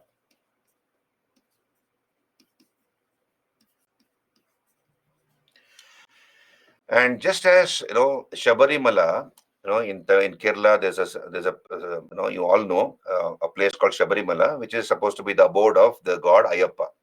And generally, there's a rule, a strict rule, where only men are allowed. Girls below a particular age, very young girls or very old women are allowed. Adult women are not allowed into this Shabarimala temple. They're not supposed to go. And there's a story around this particular ritual in the temple, which is followed. So just as only men are allowed into the Shabarimala temple and adult women are not allowed, similarly, you have this temple, Bhagavati temple in Kerala, where only women are allowed. Men are not allowed. And I believe this particular goddess is none other than Kannagi. So it is believed to be the incarnation of Kannagi, this Bhagavati temple in Tirunelveli, Kerala. And this goddess, I believe, likes a very sweet dish, something like a kheer, something like a kheer. So women go there, thousands and lakhs of women every year go there, and they, on the streets you have chulas, small chulas, or fireplace they make, and then they cook this sweet dish, which is supposed to be the favorite of the goddess Bhagavati. So this Bhagavati temple is none other than Kannagi. That's what is the belief. So this is Shilapatigaram, the jeweled anklet written by Illango Adigal. So this is one epic on your screen. You can see Shilapatigaram, the jeweled anklet written by Illango Adigal. Who was the author? Who was this author? He was a grandson of Karikala Chola, one of the Chola kings. The greatest of the early Chola kings was Karikala Chola. So grandson of Karikala Chola was this Illango Adigal, the author. So who's the hero of the epic Shilapatigaram? Kovalan. So Kovalan is the hero. Kannagi is the heroine. And the worship of Kannagi as the ideal wife is called Pattani cult. Did you understand? Yeah, menstruating women are not allowed. Okay, fine. Yeah, thank you. Thank you, Hema. Okay, so this is the story, Shilapatigaram. Then we come to another story, Mani Megalai. Mani Megalai, another epic written by Sattanar, Sattalai Sattanar. So he was the man who wrote this epic called Mani Megalai. Who is Mani Megalai? Mani Megalai is the daughter born to. Hello? Who is Mani Megalai? Mani Megalai is the daughter born to Kovalan and Madhavi. Yeah, very good, Priyanka. Kovalan and Madhavi. So this is the heroine of the next epic, Mani Megalai. So here, Mani Megalai, understand this story here. Mani Megalai is the daughter born to Kovalan and the Devadasi Madhavi. So she grows up to be a beautiful girl, Mani Megalai. And a prince is behind her. He wants to marry her. His name is Udaya Kumaran. Prince Udaya Kumaran. So he wants to marry her. She's not interested in Udaya Kumaran. But Mani Megalai, this fellow Udaya Kumaran is eating her head. Please marry me. I love you, etc. And she gets fed up. Ultimately, she gets up. She gets so much fed up with this fellow because he's not. He's pursuing her. He's trying to force her, literally, to marry him. She becomes a Buddhist nun. She becomes a monk. She joins the Buddhist Sangha and becomes a monk. So this is, it talks about development of Buddhism in the deep south, the spread of Buddhism in the deep south. This is the story of Mani Megalai. Did you get me? Hello. So he pesters her so much that as a last resort, she joins a Sangha, Buddhist Sangha, and becomes a Bhikshuni. Mani Megalai. Ankush, why is a villain? Obviously, she girl is telling no, and he is pursuing her. Obviously, he's the villain because he brought a change in her life. Otherwise, she would have decently married and led a householder's life probably. But then she joined the Sangha and she became a Buddhist nun.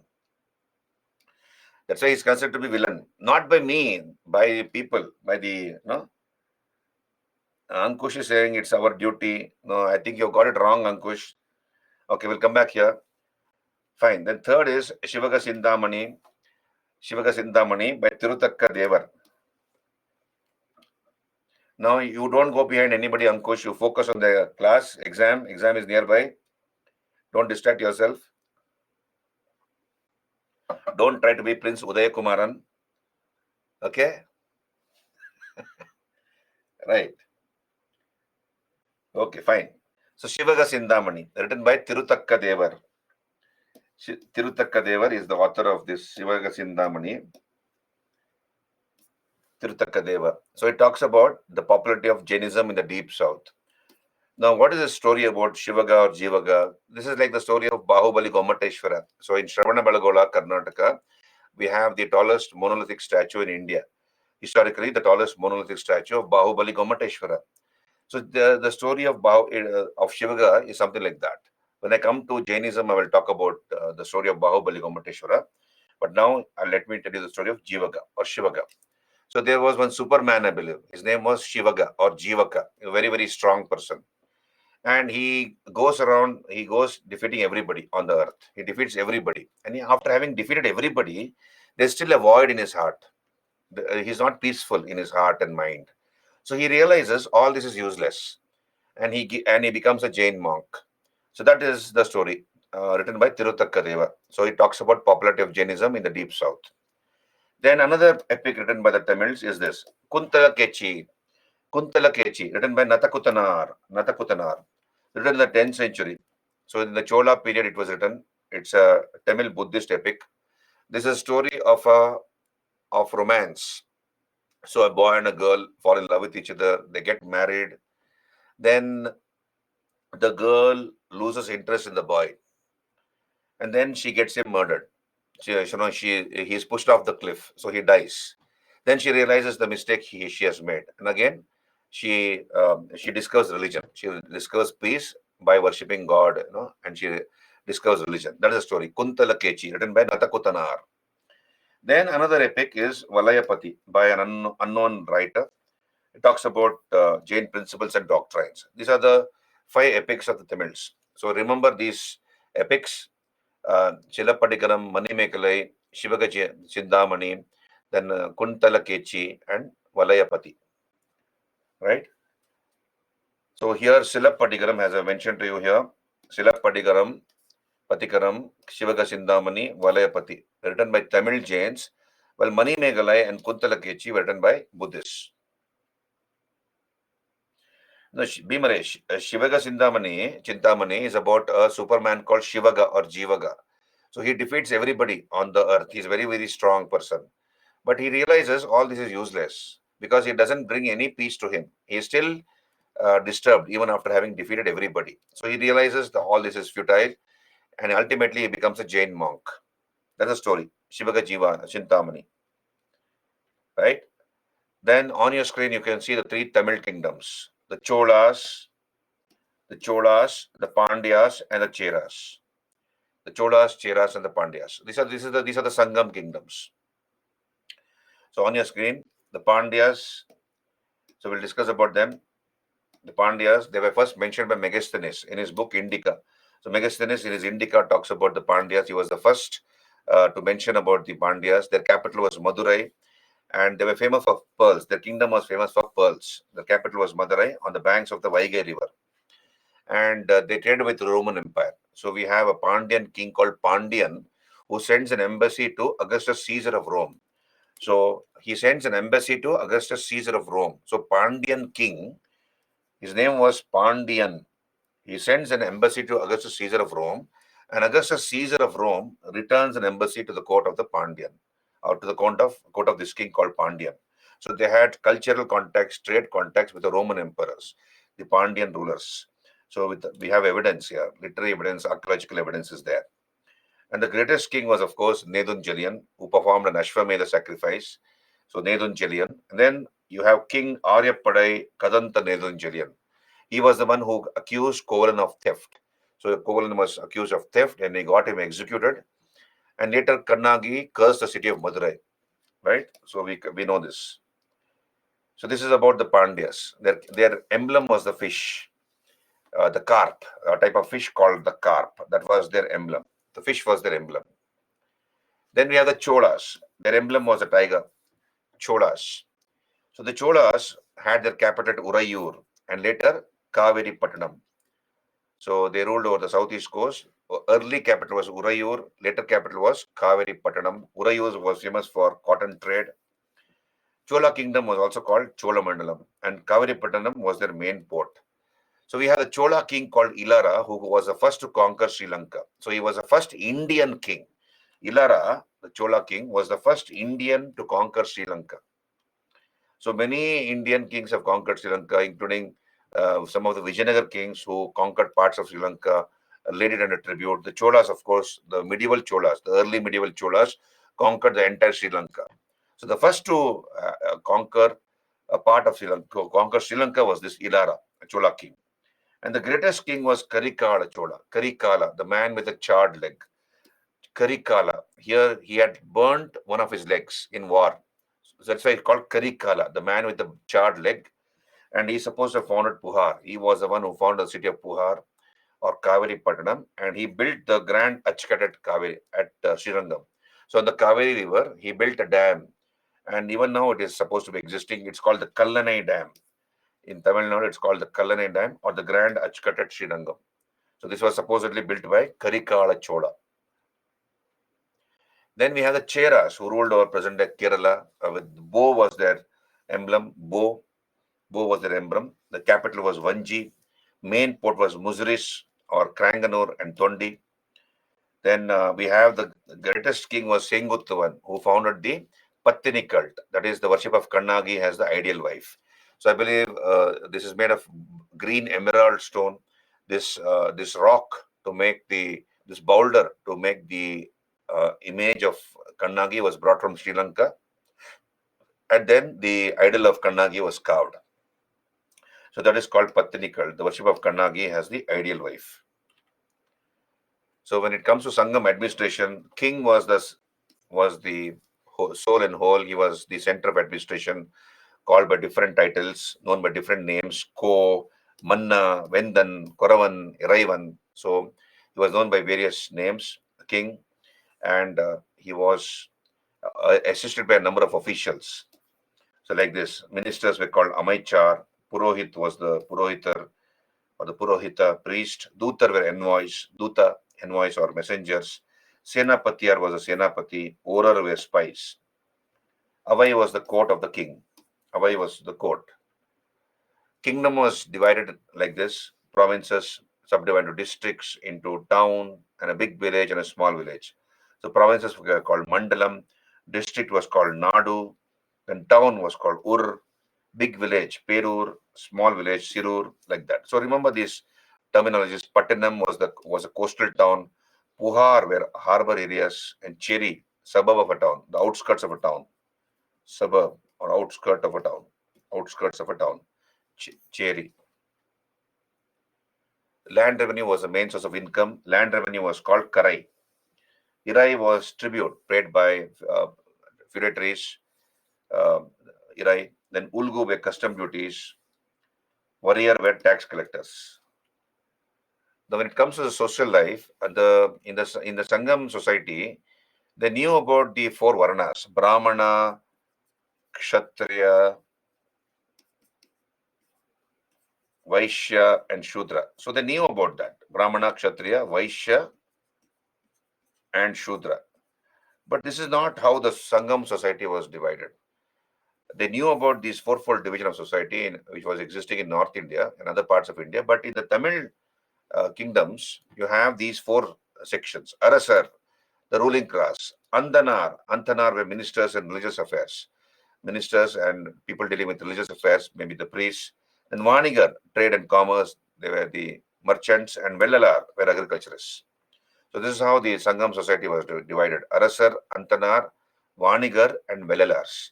And important positions in the government, both in the civil and military department, were headed by rich agriculturists called Vellalars. So they were the ones who held important positions in the government. Society was not priest dominated. Slowly, however, the Brahmins were slowly becoming, slowly rising up in stature, but society was not priest dominated by the priests. Status of women was inferior to that of men. Sati and untouchability existed. Sati was there, untouchability also was there. And status of women was inferior to that of men. Chief god, we have seen Murugan or Subramanya, he was a chief god. Vishnu, the Tulsi worship was popular. And Buddhism and Jainism were slowly becoming popular. So Tolkappiyam, the earliest Tamil grammar, Tolkappiyam, divides um, the Tamil country into five divisions, five-fold division of lands. And also it talks about the occupations and the gods worshipped in each of these regions. So that's called Tinai, five-fold division of land, or Tinai. So here you see on your screen, Kurinji, hill. People of the hilly areas, they used to worship Murugan. Chief god was Muruga, worshipped by the people of the hilly areas or Kurinji. And what was the occupation in the hilly areas? Hunting and honey collection. So that was the main occupation. Then Mullai is jungle area, Mayon or pastoral area, Mayon or Vishnu they worshipped, cattle rearing and dairy products. That was their main occupation. Marudam or cultivated plains, Indra was their main god and they engaged in agriculture. Natal or coast, so Varuna was the chief god and they engaged in fishing and salt manufacturing. Palai, desert area or dry land. Palai or dry land, they worshipped Guru Koravai, a form of Durga Koravai, and they engaged in robbery. So depending upon the ecology of that place, the resources of that place, occupations also varied, and the gods also varied. Are you there with me? Arasar is kings. Hari, Arasar is a king, ruling class. Arasar were ruling class. Arasar were ruling class. Antanar were ministers and also dealing with religious affairs. Vanigar were the trade and commerce, and Vallalar agriculturists. Okay. So here, of course, we have looked at trade and commerce in the deep south. You have tremendous growth of trade and commerce. So you have the Tamil countries trading with Tamil kingdoms trading with Rome. So the Hippolytus discovered the monsoon trade winds. Romans exported spices from the port city of Muziris, Cranganore. So from near Cochin, Kerala, you have Cranganore or Musiri. From there, they exported a lot of spices, the Romans. Black pepper was the favorite of the spices. It was called Yavana Priya. Favorite of the foreigners was pepper, black pepper, called Yavana Priya. Then Kaveri Pattanam was the most frequented by Roman ships, or Puhar. And Arakamedu, or also called Paduka, a Roman factory has been found here. So this is about the post-Maurya period. Let us look at the questions from this chapter on your screen. Let us look at the questions. The term Yavana Priya mentioned in ancient Sanskrit texts denoted what? 1995 question, UPSC question. Just now we have done Yavana Priya is pepper. D is the answer. Black pepper, right? Yavana Priya. Then, which one of the following was a corporation of merchants in ancient India? So Manigrama is the answer. Manigramam. So Chaturvedi Mangalam is nothing but Agrahara or Brahmadeya land grants. Brahmadeya land grant. Chaturvedi Mangalam is where all the four Vedas. Chatur is what? Four. Veda, Mangalam. So here people who were proficient in all the four Vedas, basically Brahmins. So where the Brahmins lived, that is also called Chaturvedi Mangalam or Agrahara or Brahmadeya. So this was not a corporation of merchants. Parishad was mostly a council. It was more of a council um, called by the king, where some important ministers, priests, etc., they joined together and tried to solve the problems and with the help of the king. So that was more of a council, Parishad. It was not a corporation of merchants. Ashtadigajas, the 8 luminaries in the court of Krishnadevaraya. In Krishnadevaraya, Vijayanagara king called Krishnadevaraya, you had 8 great scholars in his court. They're called Ashtadigajas. So it was never a corporation of merchants. Manigrama is the right answer. Okay, did you get me here, all of you? Clear? Manigrama. Then, many of the Greeks, 1998 question, many of the Greeks, Kushans, Shakas embraced Buddhism rather than Hinduism because of what reason? Buddhism was in the ascendant at that time? No. They had renounced the policy of war and violence? No. Caste-ridden Hinduism did not attract them? No. Buddhism provided easier access to Indian society. That is the answer. You see, what did Buddha say? Buddha promised nirvana. When I come to Buddhism, we'll talk about it. Buddha promised nirvana, that is enlightenment or something like moksha, to everybody, irrespective of sex or varna. So here in the Brahminical religion, Vedic religion, moksha was not possible. What is moksha? Salvation. What is salvation? Freedom from rebirth. If you are born on this earth, we have to go through the ups and downs of life. Okay, we have to go through the ups and downs of life. Therefore, we don't want to be born on this earth. Ultimate aim of a human being, according to Hindus, is moksha, not to be born on this earth. So Shudras and women were not allowed to undergo the Upanayana ceremony. We have seen this, isn't it? Upanayana is what? Thread ceremony. So they were doomed. They could not attain moksha because they have not undergone the Upanayana ceremony or thread ceremony. Whereas Buddha said that if you follow the eightfold path, the Ashtangika Marga, he would promise nirvana to everybody, including women, including the females, as well as Shudras. And many of the Greeks, Kushans, Shakas, were attracted towards Buddhism because that was the best way to have access to Indian society. Okay, so they became part of the Indian society. So that is the answer. Then what is the correct chronological order? Can you wait for about 5 minutes extra today? Let me finish the questions. Then we can start with the Gupta period tomorrow. Is it okay? No, C is not the answer. D is the answer. Okay, we'll move on here. This is a UPSC question. What is the correct chronological order in which the following appeared in India? Gold coins. So gold coins appeared in the post-Maurya period. Punchmark silver coins pre-Maurya period. Iron plow, you know this in the 1000 BC, that is later Vedic period. Urban culture. Harappan civilization is there. But then you see, what is the official answer given by the UPSC? The official answer is this. First comes iron plow. Understand this. That is later Vedic period. First comes iron plow. Next comes urban culture. You see, some of you might have marked, urban culture has first. That is, okay, that is 3, 2, and 1. I mean, some of you might have said D. But then Harappan civilization was an urban civilization. We all know that. But then for various reasons, those cities collapsed. And for 1,000 years, we did not have cities in our country. Second time cities happened only in the 6th century BC. That's called the pre-Maurya period, also known as age of second urbanization. So the official answer is this. First comes iron plow, later Vedic period. Then comes urban culture. Then comes punchmark silver coins, and then comes gold coins. Did you understand?